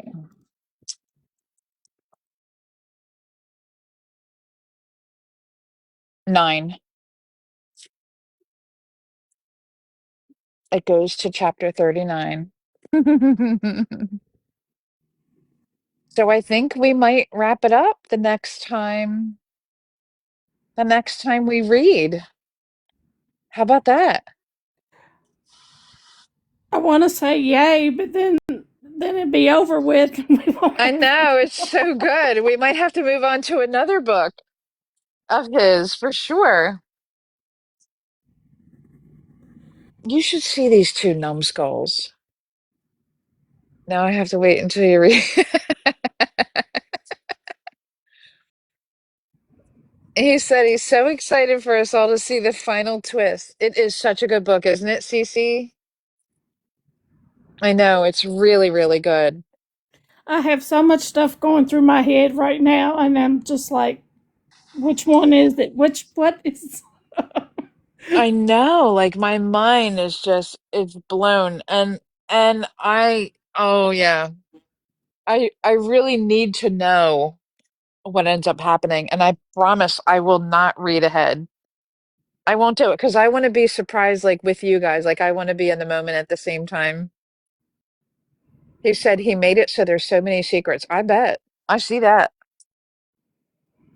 My mind is reeling because I'm just like, Right, oh, because excuse me for yawning. I don't want to be mad at Adrian because I like him, but I'm like, what the hell is his deal? Right, like, and now Phoebe's like, no.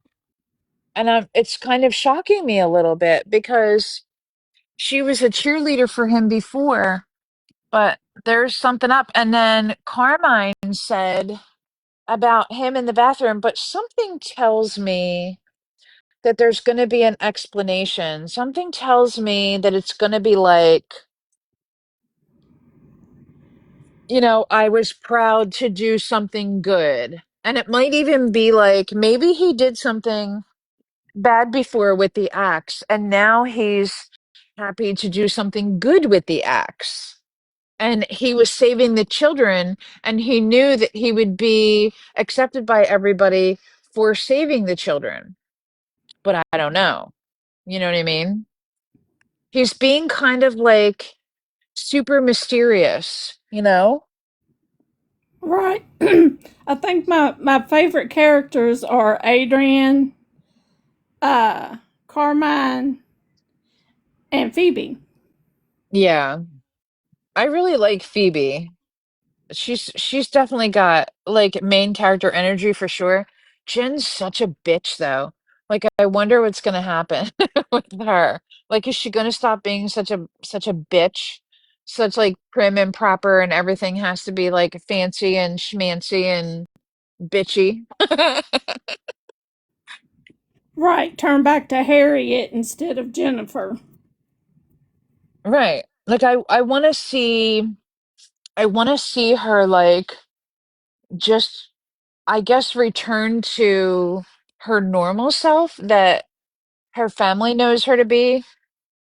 Also, I'm hoping that we get to find out about her name change from Harriet to Jen. I'd like to hear more about that. You should see what this damn dog just did. You should see. Do you have last night's uploaded anywhere so I can catch up? I don't read every night. I read on I don't know, what night was that, you guys? Friday, and then your electric went out.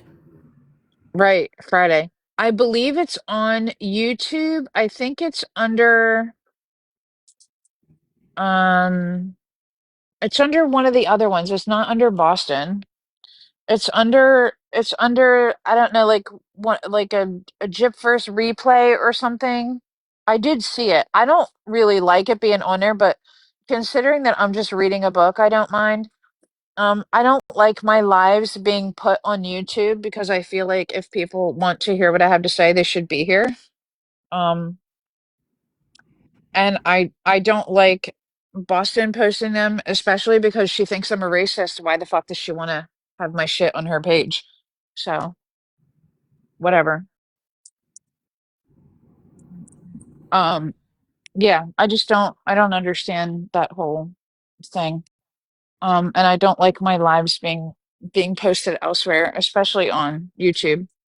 But And the reason for that, in case anybody's wondering, is because I feel like when they're posted on YouTube, it's not only for people who want to catch up because they missed your live. People's lives are weaponized, and I don't like that. And in the past, my voice was weaponized and distorted to make it sound like I said something I didn't say, and I don't like that. And that's why I don't want my lives published on YouTube for people to use them for nefarious purposes. You know, I've opted out of every service that there is. Clearly, I missed one or two, but I know how to navigate that, and I'll be addressing that shortly. But I want to thank everybody for being here with me and listening to this awesome book. Thank you so much, Cece. That's so nice. Yes, Listening to this I awesome book. It's want to thank so you. good. Thank you, Pam, for reading, and thank you, Liam, for writing this book that has Oh, it's us on so the edge of good. our seats. It is just too good. It's too good. Too good. I love it. Did everyone else enjoy it also? I'm sure everybody did. Yes, when your electric went out Friday, my mom had asked me Saturday, so what happened? I was like, I can't tell you because we didn't get there. And it's a shame because it was right as we were starting chapter 20. And apparently I had gone into chapter 20, but you guys couldn't hear it because my internet had already gone out and I didn't know it. I was just reading away. I had no idea until my screen started to flicker and I'm like, wait, what's going on? Like I noticed it out of the corner of my eye that it was Yeah, flickering and I'm like, what's happening? I texted you and was like, "Hey, you all right? What's going on?" Yeah, and I saw it come across the top of the screen, right? And I'm just like, that must have been meant for somebody else. I just ignored it because I thought for sure it wasn't for me. You were in the same place I was in, but I had no idea what was going on. Right. It was even at the point where you was already like glitching or whatever, and I was telling everybody, "Hold on, we'll be right back." Yeah, and I had no idea. I didn't hear any of that. I guess it was just already out and I didn't know it. It's so crazy. But yeah, so we had really, really bad storms that night and I lost internet first and then the electricity went out very shortly after that. But yeah, that's why our live was forced to end. Because I'm on my iPad and it's not cellular, I have to be on the internet. And then I don't know if it was a combination of the two, but I also was reported. So that was fun. Um that Yeah, pissed me off. I still can't figure out what you would have been reported for. You was reading a daggone book. Yep. Well, haters are around every corner and don't forget that I blocked Billy Knox that night too, so I'm not Right. saying she did it. I'm just saying, how do you get reported for reading a book? And then it was something like violence or something. The report was something about violence, and I'm like, what the hell? Didn't make any sense whatsoever, per usual with TikTok. But it is what it is, I suppose. What are you going to do? People are going to do what they want to do, and they don't care. And that's fine, because I don't either. And two can play that game. You know, I'm just so tired of people just leave people alone. I am so sick of it, especially like nowadays and like the stuff happening, you know, people trying to get other people on a bandwagon because they want to accuse people of shit. I can't stand it. It's so fucking childish. Right. And You like, you if you cut want to it write a fucking book, write a fucking book. you cut it off before a lot of people were saying this, but on that live last night where she has said, well, he wrote 3 books in 1 month. People were saying, well, just because he has the transcript and put it all out in 1 month doesn't mean he wrote 3 books in one damn month. He Right. published 3 books Right. in 1 month. And even It, if he did, good for him. Who gives a shit? right. I know she also said something about AI and all. Who cares? That's right. And when I went up there, I went up there, I said, and she talked about, him writing 3 books in 1 month. And, I was like, she's just mad because when somebody gets fixated on something and they're able to do that, that just shows he has the attention span to be Right. locked on what he's going for. Mm-hmm. Yep. And I said, and she had mentioned that he really didn't know anything about the case. And I was like, it doesn't matter what he knew about the case. He knows how to read, and all the stuff that came out, he can read that. Right. Just I because just he's not in all of our lives or in the lives finding out what's going on doesn't mean he can't read and figure it out himself. right. Right. I can't understand the fixation. And then to make a veiled threat about legal and all this kind of stuff. First of all, legal what? Legal what exactly? You know what I'm saying? Like, oh, legal this and legal what? Somebody self-published a book. Sorry you don't like it. Move on. What am I missing? It's like you said. I mean, we all have the same information. It's going to sound the same somewhere. Right. And like mincing and dissecting and doing all that, that's weirdo shit. Stop it. You sound crazy. And I can understand, like, I'm not dissing anybody really except for Jameson. I mean, I'm not going to sugarcoat it and I'm not going to lie. Like, it's just, it's horseshit. It really is. In my opinion, it's absolute horseshit.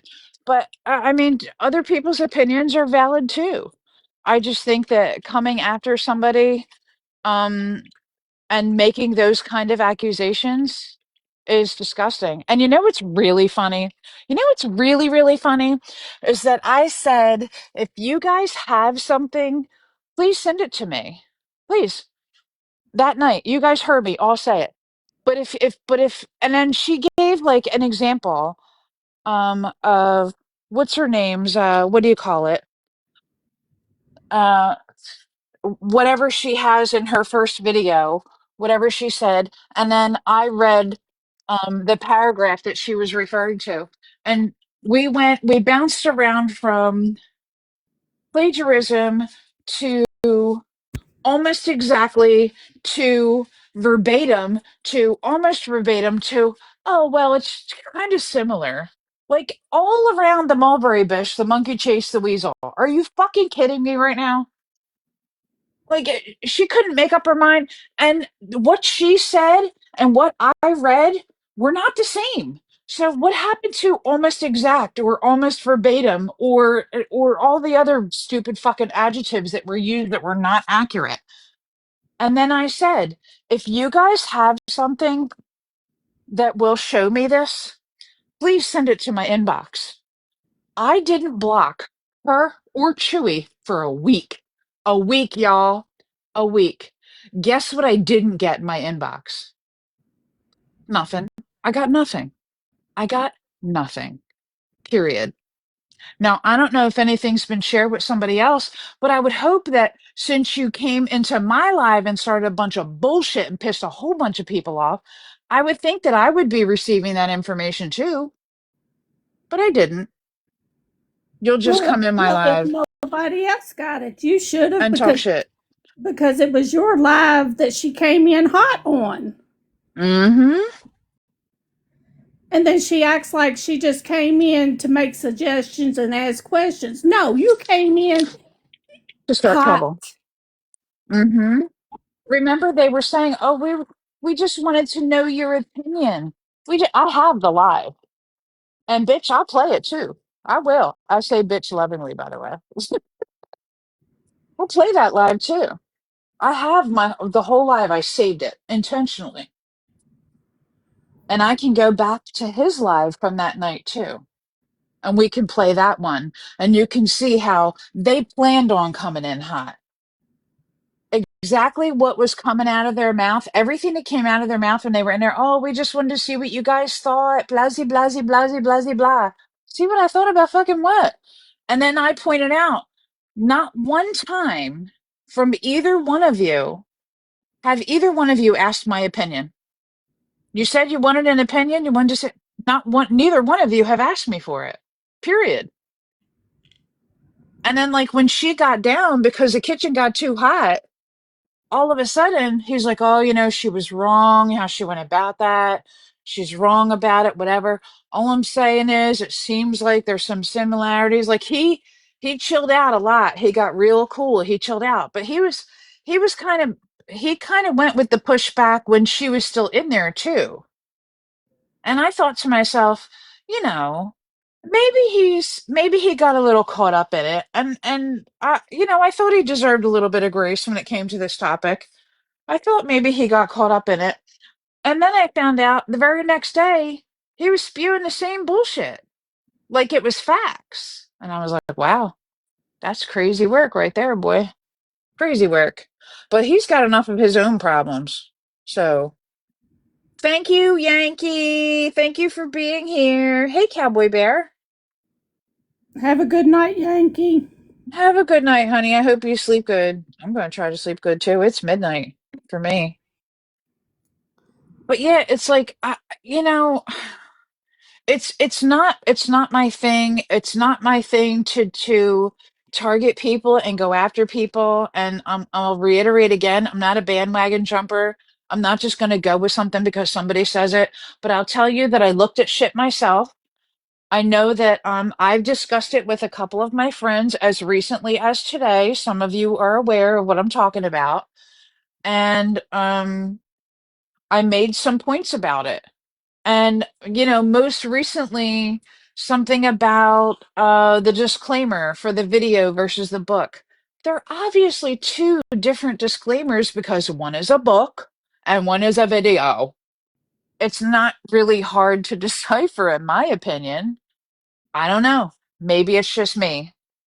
But either way, this is a self-published book, and she is a woman on YouTube who creates videos. Period.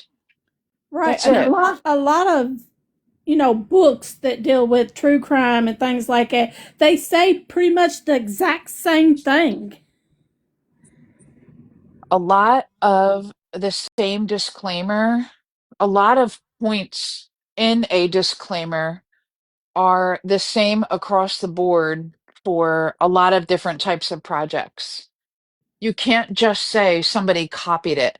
And first of all, if somebody copied a disclaimer verbatim, it doesn't matter, by the way. It's a fucking disclaimer. Like, what? What? Oh my God, look at how similar it is. Oh my God, you fucking walnut. Of course it's similar. It's a fucking disclaimer. Right. Oh, I can't get all riled up before I go to bed. How many people make videos and say for entertainment and educational purposes only? All the time. All the time. Is somebody copying off of someone else? No. No. It's necessary for us to protect ourselves from Gypsy and all the Huns coming for our shit. And TikTok wanting to tackle every fucking one of us for putting a video out about a killer who killed her mother and damn near cut her fucking head off. Yeah, we have to do that because it's fucking free information and we're sharing it out there to make people aware that this chick shouldn't be on the fucking internet and she shouldn't even be out of prison. And see, that's another thing about this whole, the YouTube and the book thing. I don't go on YouTube, so I don't watch YouTube videos. And there's a lot of people that don't go on YouTube. And Yeah. this book coming out has helped these people that don't go on YouTube to find out what happened. Yeah, I think I might have heard of Billy Knox's name mentioned in the past. I think I did, but I'm not even sure. I've never seen her work. I never knew anything about her.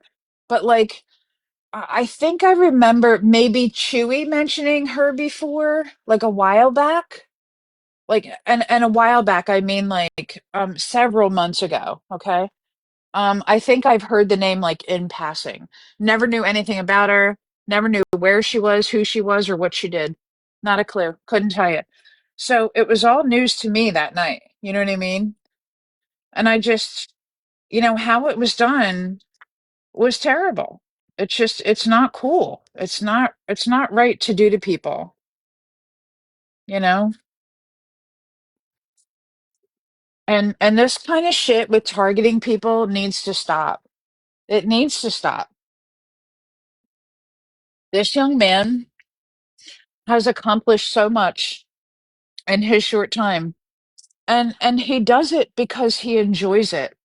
He's not looking for clout. He's not looking to chase the buck. He doesn't even charge that much for his book. You know what I'm saying? Like, come on. Right. And it By time he pays Amazon, how much is he truly getting? Because their money amount's not the same as ours. no, He's mm-mm, taking a cut mm-mm. from that too. Yeah. All of it's just sad. It's sad, you guys. Like, and it's not right to target people this way. Like, and here's the thing. Here's the thing is why wasn't it addressed with Miss Knox before it was brought to my live, before it was ran all through TikTok, like just gossip fire. Why was that done like that? You know what I mean? Like she hadn't even discussed it with her, and then she appeared that night, if you remember, and said that she wanted me to play something. I wasn't playing anything I hadn't listened to first because I'm not crazy. I'm not just going to play some random thing on my page. And I don't take risks like that. Hell no. She's like, go to my YouTube and play this and play that. Why the fuck would I do that? That's weird. Very strange to just come in and be like, oh, play this, play that. Oh, but I have nothing to say about it. I'll release a statement later, but go to my YouTube. No, ho, I ain't doing that. And I was kind of really put off because I was like, who does this bitch think she is? Disrespectfully. Like just telling me, oh, go do this and go do that. Right. It was so unprofessional. I agree. It was very unprofessional. But, birds of a feather flock together. That's all I'm going to say about that. That's all I need to say about that. Birds of a feather flock together. Show me your friends, and I'll tell you what you're like. Billy, I got a piece of advice for you. Don't have this woman advocating for you. She's going to ruin everything you're trying to build. Also, don't go after 19-year-olds on the internet who wrote a self published book. It's tacky. Relax. If your work is that fragile, perhaps you should copyright your shit and calm the fuck down. Period, poo.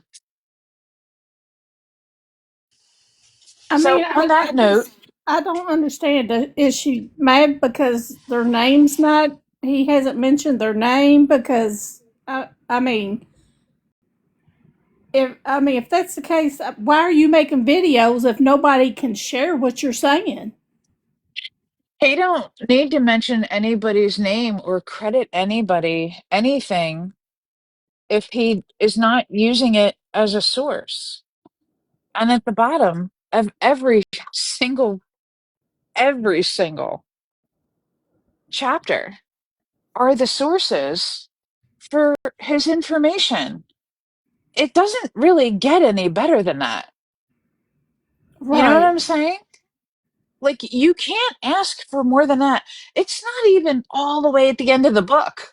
It's at the fucking bottom of every single chapter. How can you go wrong? How can you go wrong?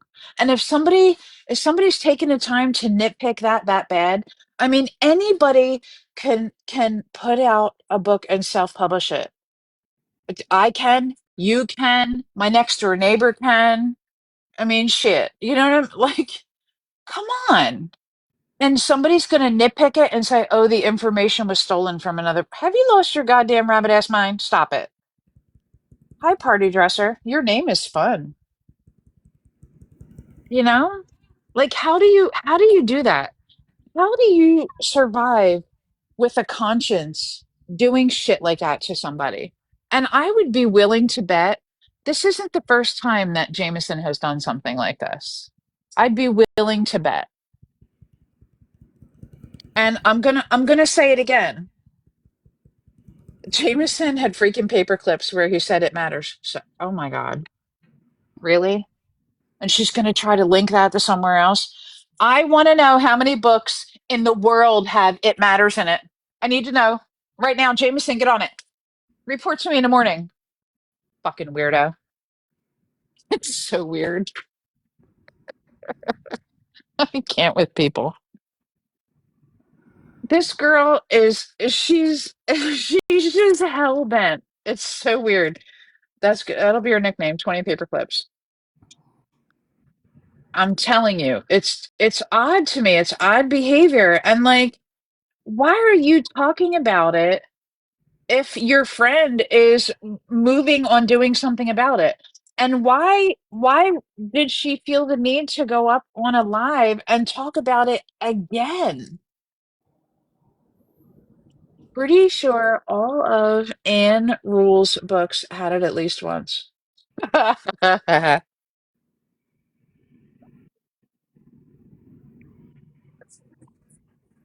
Like, why are we going after people? And it was funny because before she started going downhill in Chewy's life, she's like, "Oh, I think this is it's a great book. It's a great this, it's a great that." But at the other side of her mouth, she was like, "I won't support this. I don't even want this book. I'm going to do whatever. I'm this, that, and the other, and blah, blah, blah." What? And then in my live, she was saying something totally different.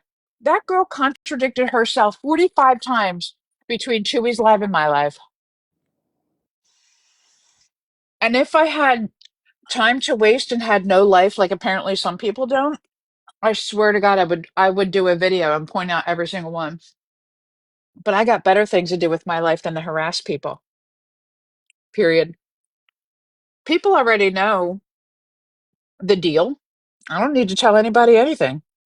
People know. People can see it for themselves. I don't need to say shit. Her behavior speaks for itself. And she didn't get the reaction that she thought she was going to get when she came into my live that night. And that pissed her off. Oh well.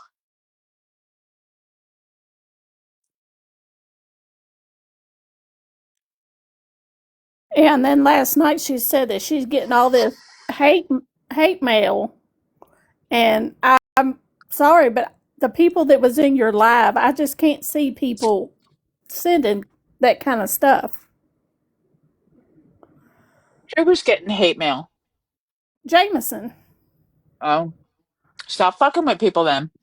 I can see, her getting message, I can't believe you did that, or something like that. But she's talking about threatening her life and things like that. I just don't see that. I don't believe that for a second. I don't believe it for a second. Not a second. And if she is, then she should be contacting the authorities. Period. You know? And she was saying she was getting all this hate mail, and I put in comments. I said, "Well, yeah, thanks to you, he is too." And the crazy part about that is that we all know there's crazy people on this internet, right? If she's getting threats like that, she should be calling the police. She shouldn't be on Moon's Live in the middle of the night talking shit about it. She wants attention. She's desperate for attention. And clearly, she will do and say anything to get that attention. Period. That's my opinion. Mm-hmm. Right? Why are you on alive in the middle of the night talking the same shit that you talked if you're being threatened and your life is being threatened? You're not. You lying. You lying. And if you're not lying, you're a damn fool. But we already knew that. I want to remind you again. She was on a bender, I guess, drunk as shit.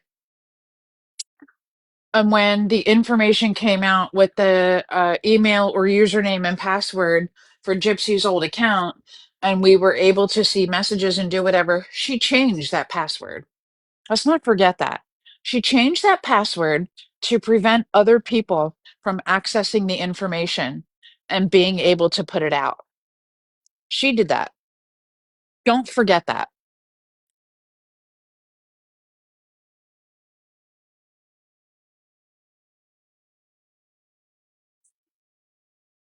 That alone, paired with this accusation, really tells you all you need to know.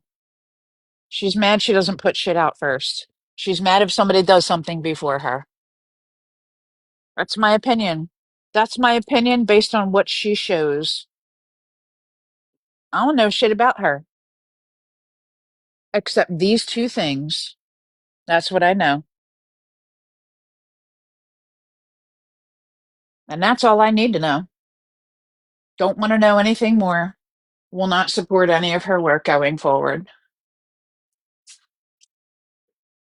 And it's a shame because, in my opinion, she was on a roll and probably could have gone pretty far if she wanted to.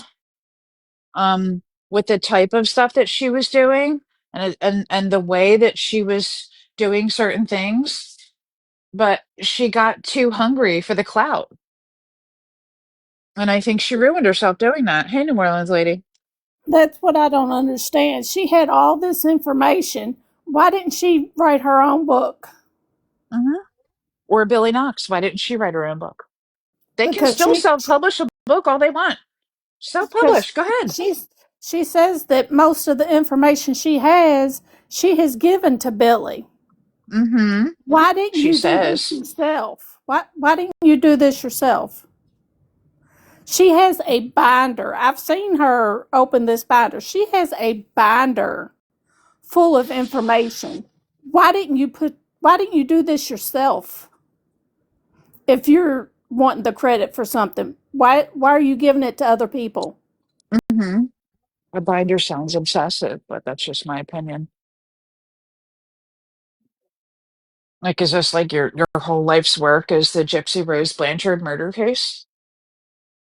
Okay. All right. Okay. Yep. And that's great. I mean, but the crazy thing is we all have access to all the same information.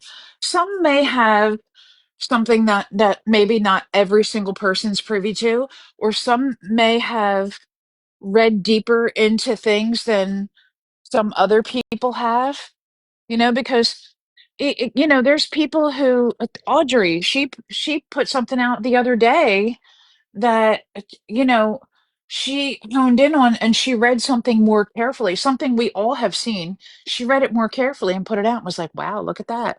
Just like how on the divorce section of the paperwork, the check mark versus not having a check mark, like she noticed that we didn't notice that. You know what I mean? She's very good at little details like that, you know? But I don't agree with her in this situation. Got mad respect for her, but I don't agree with her in this situation. And that's okay. We're allowed to have a difference of opinion. But she's also not running the streets being like, oh, blah, blah, blah, blah, blah. She's just not doing that. That's not her way.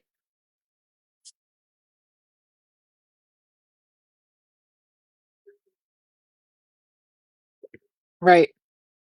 It'll all be the same because it's the truth. We are all sharing the same information. It might sound different if I say it than when Laura May says it, or Liam says it, or Audrey says it, or anybody else says it. It's still the same information. Period. Liam has a gift and he put it in a book for us. And I am so grateful. And it's a fantastic book. He did something nobody else did. Everybody else wants to sit on TikTok talking shit. He wrote a book. Good for him. Amazing work. And this book, Kind of Fair, amazing work. And I'm looking forward to reading the other books too, because I like the way he writes. I like the way he expresses himself. I like the way he puts things into words. I think he's really good at it. And people are like, oh, AI, blah, blah, blah. You bitches use AI for everything. Shut up. Who cares? Who cares if AI was a helper? Who cares? You didn't use AI for shit. You didn't write a book. Be quiet. Right. The way that he words things, I like an author that can make me visualize every little bit of what's going on. I know the details. Like, Yes. especially in this book, the details. It's so good. Yep. I I use ChatGPT all the time, right?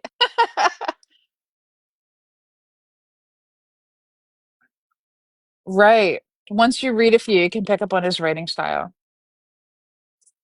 It's his imagination which he put into a book. Right. What book? So there's two. Um, Liam Bossonet wrote a book, The Woman They Made a Monster, about the Dee Dee Blanchard murder case. And we are currently reading Con Affair, which is another book that he wrote. And we liked the other book so good that I wanted to read this title because it's the favorite that he told me it was the his favorite book that he's written. And I can see why. It's so good. I'm going to escape here. If my signal cuts out, it'll cut back in really quick. Just bear with me. Oh shit, I think it's raining. It's starting to rain. It ain't supposed to be raining. What's going on?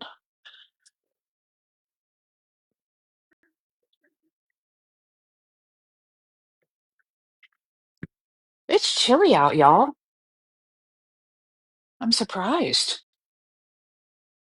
All authors have their own touch in writing, right? And again, with this, we're all dealing with the same information. And that information is available to literally everyone. You know, we could all write a book about the Dee Dee Blanchard murder case. All of us, we could all write a book, right? And it's going to be based around the same exact information. It may, the sentences may be different, they could be similar. Chapters or chapter names or a writing style could be similar. And I mean, think about it. For anybody who is a bookworm, you tend to read the same types of books because you enjoy those types of books or a certain style of writing, right? Like my sister reads several books a week. I don't know how the hell she has the time. Well, when I'm scrolling TikTok, she's reading the book. And she loves to read and she sticks with the same type of writing style. And I asked her this. I have more questions for her. Um, I just haven't had the opportunity to just nail her down to have a more in-depth conversation with her about like writing styles and things like that.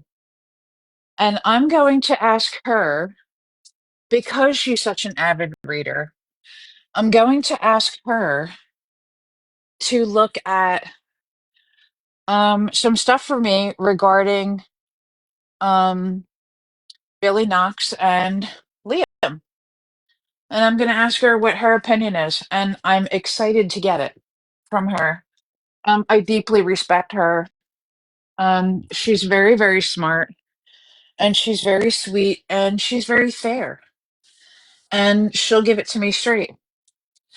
She doesn't know anything about it yet, and I'm not going to tell her anything. I'm simply going to ask her um, to look at both and let me know what she thinks.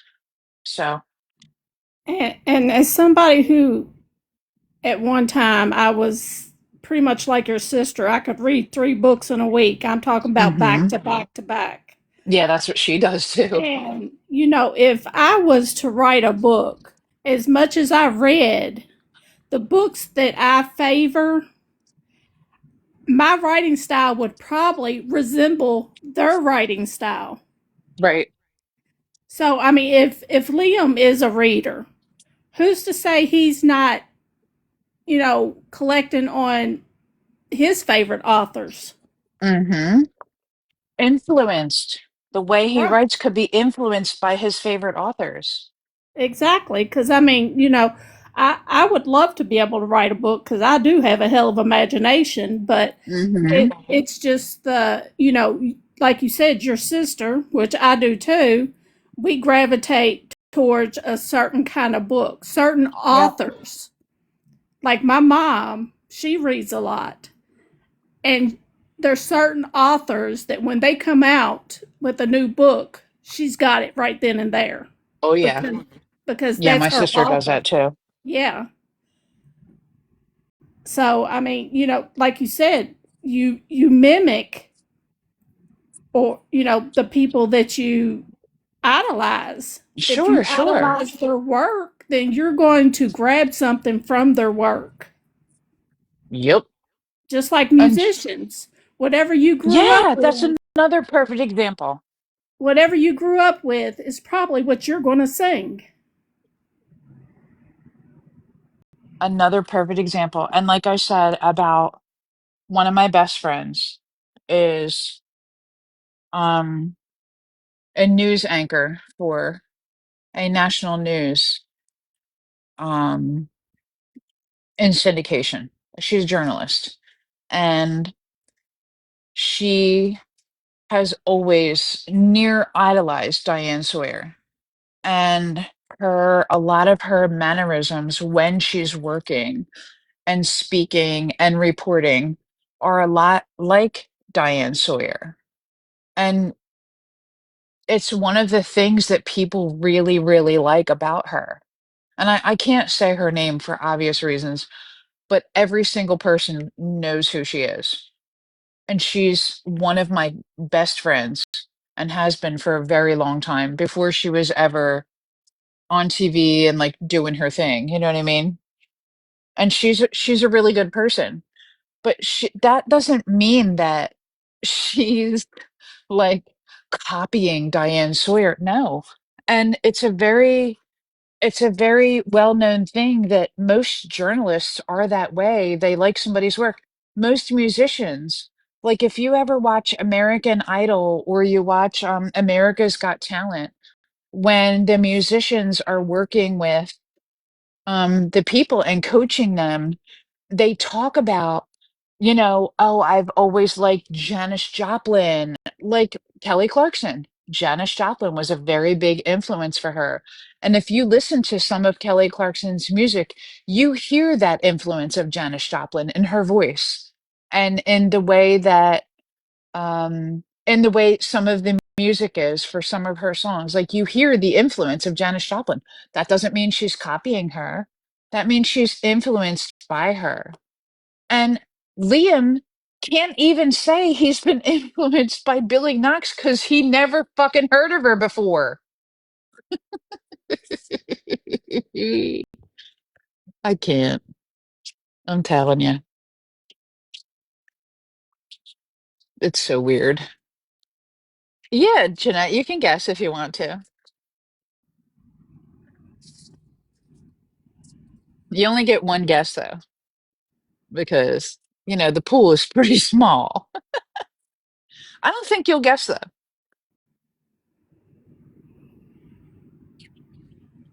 But like, and like you were saying about like writing style, music style, like all of it, people can be influenced by other people. You know what I'm saying? Like that's okay, you know? I don't know if Liam has a person that he admires, or a writer that he admires, and I don't want to ask him that because that's a personal question.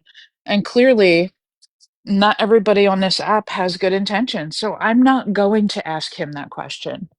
And just like when I had the pleasure of having him on panels and asking him questions, and he was gracious enough to talk about the book and things with us and answer questions that I had. It was fabulous. It was wonderful. And it was such a nice, calm, and pleasant conversation. And I knew that I couldn't ask him personal stuff because of the way that people on this app are. I couldn't say, what was your upbringing like? Did you always like this, or did you like that bit that your mom, your dad, your what? I couldn't do that because unfortunately the animals on this app prevent that from happening. And we don't want people to put personal information out there on this app. You know, if it was just me kicking it with a group of my friends and talking to an author of a book that I loved, oh my God, we would have had all the tea out. Tell me about your upbringing, your life. Where do you live? Like, what's going on with you? How's life? What are your dreams? We can't do that. We can't do that. You know, social media is a way to connect people, but unfortunately, it's also abused and used as a way to harm people and hurt people. You know, Pam, did you read that comment? Even Amazon says, since you like this author, you'll also right? like Yeah, this other author. Apple Music does the same thing. If I look up something on Apple Music, boom. Oh, since you listen to this or blah, blah, blah, since you like this genre, how about this? Try this, try that, try this. Yeah. And Amazon not only does that with that kind of stuff, Walmart, who else? Bath and Body Net- Works. I was just on their website today because they dropped Halloween. Oh, Netflix since does it you looked too. at this, you might like this. Oh my God, there you go. Netflix. Because I Oh, watched, since you watch this, you might like this. It'll suggest right, other stuff that are like that, like what you liked. Spotify, right? Right. I'm scrolling up to see Jeanette's. Am Oh, I'm gonna be wrong. Is she blonde? She is not blonde. So yeah, like suggestions are made. You know what I'm saying? Yeah, Spotify does the same thing. Hey Steph. It's crazy to me. It don't make no sense. Laura May, do you know that it just showed me in the box that you were requesting? Yes, of course, Steph. You can come up. You're always welcome up, honey bunch. Just request, okay? Oh, there you go. You're there. Hey guys. Hi. How are Hey you? beautiful. I'm good. I'm actually doing fundraising tonight. So Are you? I am coming to beg for money for Danky. We are Oh, at yes. Do it, girl. yeah. Do it. I donated. It And then, is my for those husband, I'm sorry, go ahead. You go. for those of you that don't know, the website is called Give a Hand, and just type in Dank and it'll pull it up. We started with almost 7,000 tonight, and we're almost at 8,000. Oh, wow. That's great. So the goal is 10,000. That will get her home. That will get her urn. That will get her belongings home. Mm-hmm. And so if y'all have not done it, please only do it to that site that is set up by her family. That is the only site that anybody should be donating to. I have it posted on my page as well. If you screenshot my post, on your screenshot, you'll be able to click the link. but you can't click the Awesome. link on my thing. But if you screenshot my post and save it to your phone, all you have to do is touch the link and it'll open the page for you, or you can open it manually, like Steph was telling you. In Yeah. fact, Steph, I got to tell you something that I thought was really nice. My husband, I was listening to Mimi was on Keisha's, and they were Mimi was helping Keish rally people to donate and get the money up and whatever. And it was playing while I was cooking. I think yesterday. Was it yesterday? Yeah, I'm pretty sure it was yesterday. And Mimi was helping her. Hmm. And so I had it playing out loud because I was cooking rather than on an earbud, right? In my Yeah. ear. And my husband heard it. And when he heard it after dinner, he was like, "Hun, I heard what they were talking about. Someone, they're trying to raise money to get somebody home, whatever, blah, blah, blah." He asked me about it and I told him. And he was like, "Can I have that link?" That them Oh. them rallying made him feel inspired. He's not on here. He don't pay attention to anything that happens on here. He don't give two shits Oh. about what goes on here. Well, And can I it was so unmute? nice. Can I unmute on my other device and you tell that story to Keisha's panel? Of course. Hold on just a second. I gotta turn it back up.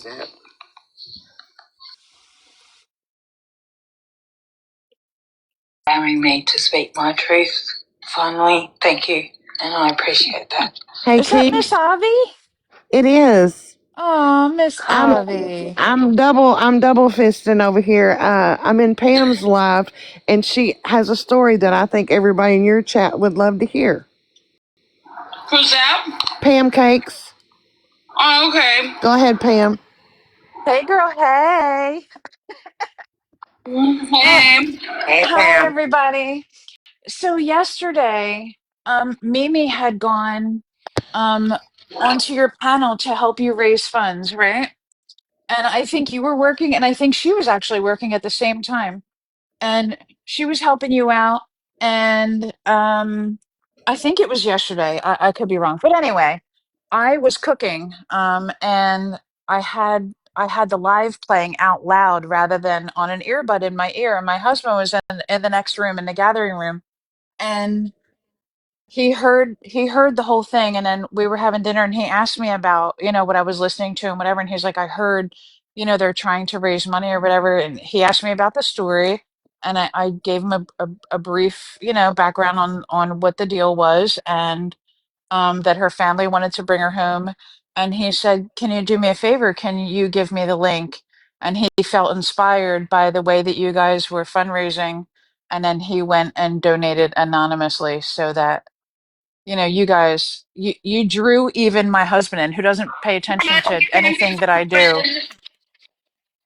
What, honey? And Ellen, we also thank you so much. Oh, of course, of course. And it was funny. I was just telling Steph that, and I said they're doing such a good job because Steph just came in to rally everybody to fundraise, and I told her the story, and she wanted you guys to hear that. And he doesn't pay attention to anything about TikTok. I swear to God, if I even tell him a story about something, he just glazes over. You know what I mean? But he heard that playing while I was cooking, and it even inspired him. So you guys are really doing such a good job, and you guys We need a have melody driven why so for much the money has been raised. we I'm made sorry, we say were again. 8,000. Thank you, Melody, for 200. We're at 8,080. We're less than 2,000 to get thing home. Oh, that's Thank you so That's amazing. much. And great. listen, I want to tell everybody, if you don't know, it is very, very, very expensive to bring or send um people, okay, in between countries, and there's a lot of paperwork involved, and it's very, very, very expensive. So, please don't donate to any other site except for this one that was put forth by her family. That's great. All right, thanks. We're over 8,000. We're over 8,000. All Oh, that's right. so exciting. All That's right. wonderful. Thank you so much. I'm gonna go panel hopping back. Okay, thank Thank you you. guys. Bye, y'all. Bye. Thanks, Stephanie. We're doing it, Puffy. We're Bye, doing sweetie. it. Oh, that was so nice. Ashley, 200 comments. Thank you, honey. Moon said she'll be back. She's gonna go donate.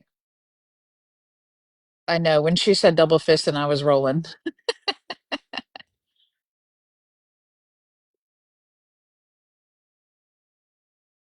Jeanette. Yes. I scrolled up to see if you commented some more. But listen, I really, really, really have to get going. I have to try to make sure I get at least 5 hours of good quality sleep. I love hanging out with you guys and chit-chatting and stuff. And we'll get back to doing lives where I'm not reading also, but we got to finish this book. So let's plan for, oh, thank you. Thank you for being here. I'm happy to host. Let's shoot for, let's see, tomorrow's Monday. Thank you, Magda. Anytime. Tomorrow's Monday. Maybe we can shoot for, how is Tuesday night for you guys? Love you too, Lone Star. Should we shoot for Tuesday night or Wednesday night? What do you guys think? Maybe we should do like the regular Wednesday night because I'm more versed to going live on Wednesday night. Awesome. Let's do Wednesday night, 9 p.m. Eastern time. That sound good? How is that for you, Cece and Laura? Is that good? And we're gonna finish this book, ladies. We are gonna finish it. I don't know if Liam is still here. I didn't see him say bye, but he might have fallen asleep too. It's literally the middle of the night for him. Awesome, Cece. Laura might have fallen asleep. I will be here unless babies are being born. Ah, it's so exciting. We're on baby watch too. My kid's best friend that they grew up with, um, one of them anyway, one had a baby last month, and the brother and his wife are having a baby any day now. Her water is leaking. She's not due till the 15th, but the baby's still inside. So very, very, very exciting. And I'm super proud. I'm sort of an auntie, but not an auntie, so we'll see. We'll see, we'll see, we'll see. So we're kind of on baby watch here too for, people we consider family. Minor baby goats. Oh, that's way fun. Oh, that's way fun. Sorry, I had a potty break, but I heard you. Oh, that's okay, love. Cece, hopefully Stitches will be out Wednesday. Oh, that would be so good. Is it itchy? It's probably driving you fucking crazy. God, I hate Stitches. I like the dissolvable kind, but they itch too, so what are you gonna do? I want to thank everybody for being here. Thank everyone for tapping, for gifting, for commenting, and listening to me rant first, then read a book, and then rant a little more. I'm glad we're all ending on a positive note. If you haven't watched my videos about moving peacefully on TikTok, please do. You can watch even my most recent one. It has like clouds and lightning as a background. It's much shorter. My other one was in two parts and was 55 minutes long. You don't need to do that to yourself. You can look at my short one. It's under 5 minutes. I hope that, oh God, Shishi. Yeah, sometimes I gotta do that. It kind of sucks though. It's like chain stitching. Um, but please, encourage people um to move gracefully and not be targeting people and be kinder to one another and try to stay away from the harsh drama. A little drama is fun from time to time, right? A little drama, a little fun. We like it. We window lick. We like to see it. One long stitch island. Yeah, but let's all try to make this this area that we all occupy on TikTok a better, friendlier, more fun and accepting place. And for people who want to ride against that, push them out. Gray rock them, block them, dismiss them, do whatever you need to do to separate from that and not feed into what they want to do. I see a lot of people going after other people for various different reasons. I see people, talking about people's pictures, their figure, what they look like, their background, their family. That's not normal. And I don't want to be in a space where that becomes normal. Um, I don't want to know anything about anyone that they don't tell me themselves, and I sure as shit don't want to learn it on this app. You know what I'm saying?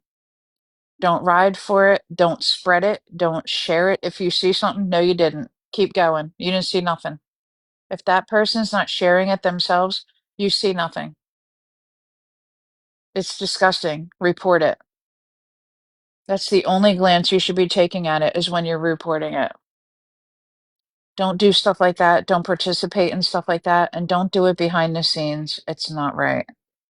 It's not right to do. And at the end of the day, your conscience and your word is all you have. And we all want to be good people. No one wants to be a bad person, right? No one wants to be that. Sometimes people fall short. No one's perfect. And I sure as shit am not perfect. But the stuff that I see on this app, no. It's a no for me, dog. Mm-mm. And I really would like to see it become a better place, not a worse place. I see a lot of crazy stuff happening, and we can't let it to continue to go in the direction that it's going. We have to all join together and make it better for us and everyone who's going to come after us. And don't forget, every single day, there's new people on this app, young and old, that believe Gypsy Rose Blanchard's narrative. Don't forget that. Every single time I think I'm going to stop talking about it because it annoys the living shit out of me a lot of the time, I get some 20 something in my comments. Leave her alone. You can look through my shit and see the comments. You can look. Leave her alone. She was abused. No, the fuck she wasn't. And give them resources. Be kind, even though you want to, rip their face off because they're so dumb. But people genuinely don't know. There was a time where we didn't know too. We learned all the information too. And there's a lot of people out there who don't know it. And we have to direct them toward that so that they know. And I will keep going until the narrative in the world and to TMZ is that she was not abused and that her mother did not have Munchausen by proxy. She was never diagnosed with Munchausen by proxy, just like Gypsy hasn't been diagnosed as a psychopath. But what she is a murderer, and she will forever be a murderer, a convicted felon. Forever. That doesn't change. That's facts. I've seen some of your comments. They're great. Yeah, Swirly. I don't know who's paying who there, but TMZ should not be acting like she's somebody other than what she is. So, all right, y'all. It is 12:45. I really, really have to go to bed. I hate to get off. I could talk all damn night, but Monday is whispering fuckery at me already. Thank you for having me up, Pam. Oh, thank you for being here. Thank you, everybody, for being here. And I will see you all Wednesday night, 9 p.m. Eastern Time, and we will finish the last 10 chapters of this book. Good night, everybody. Thank you.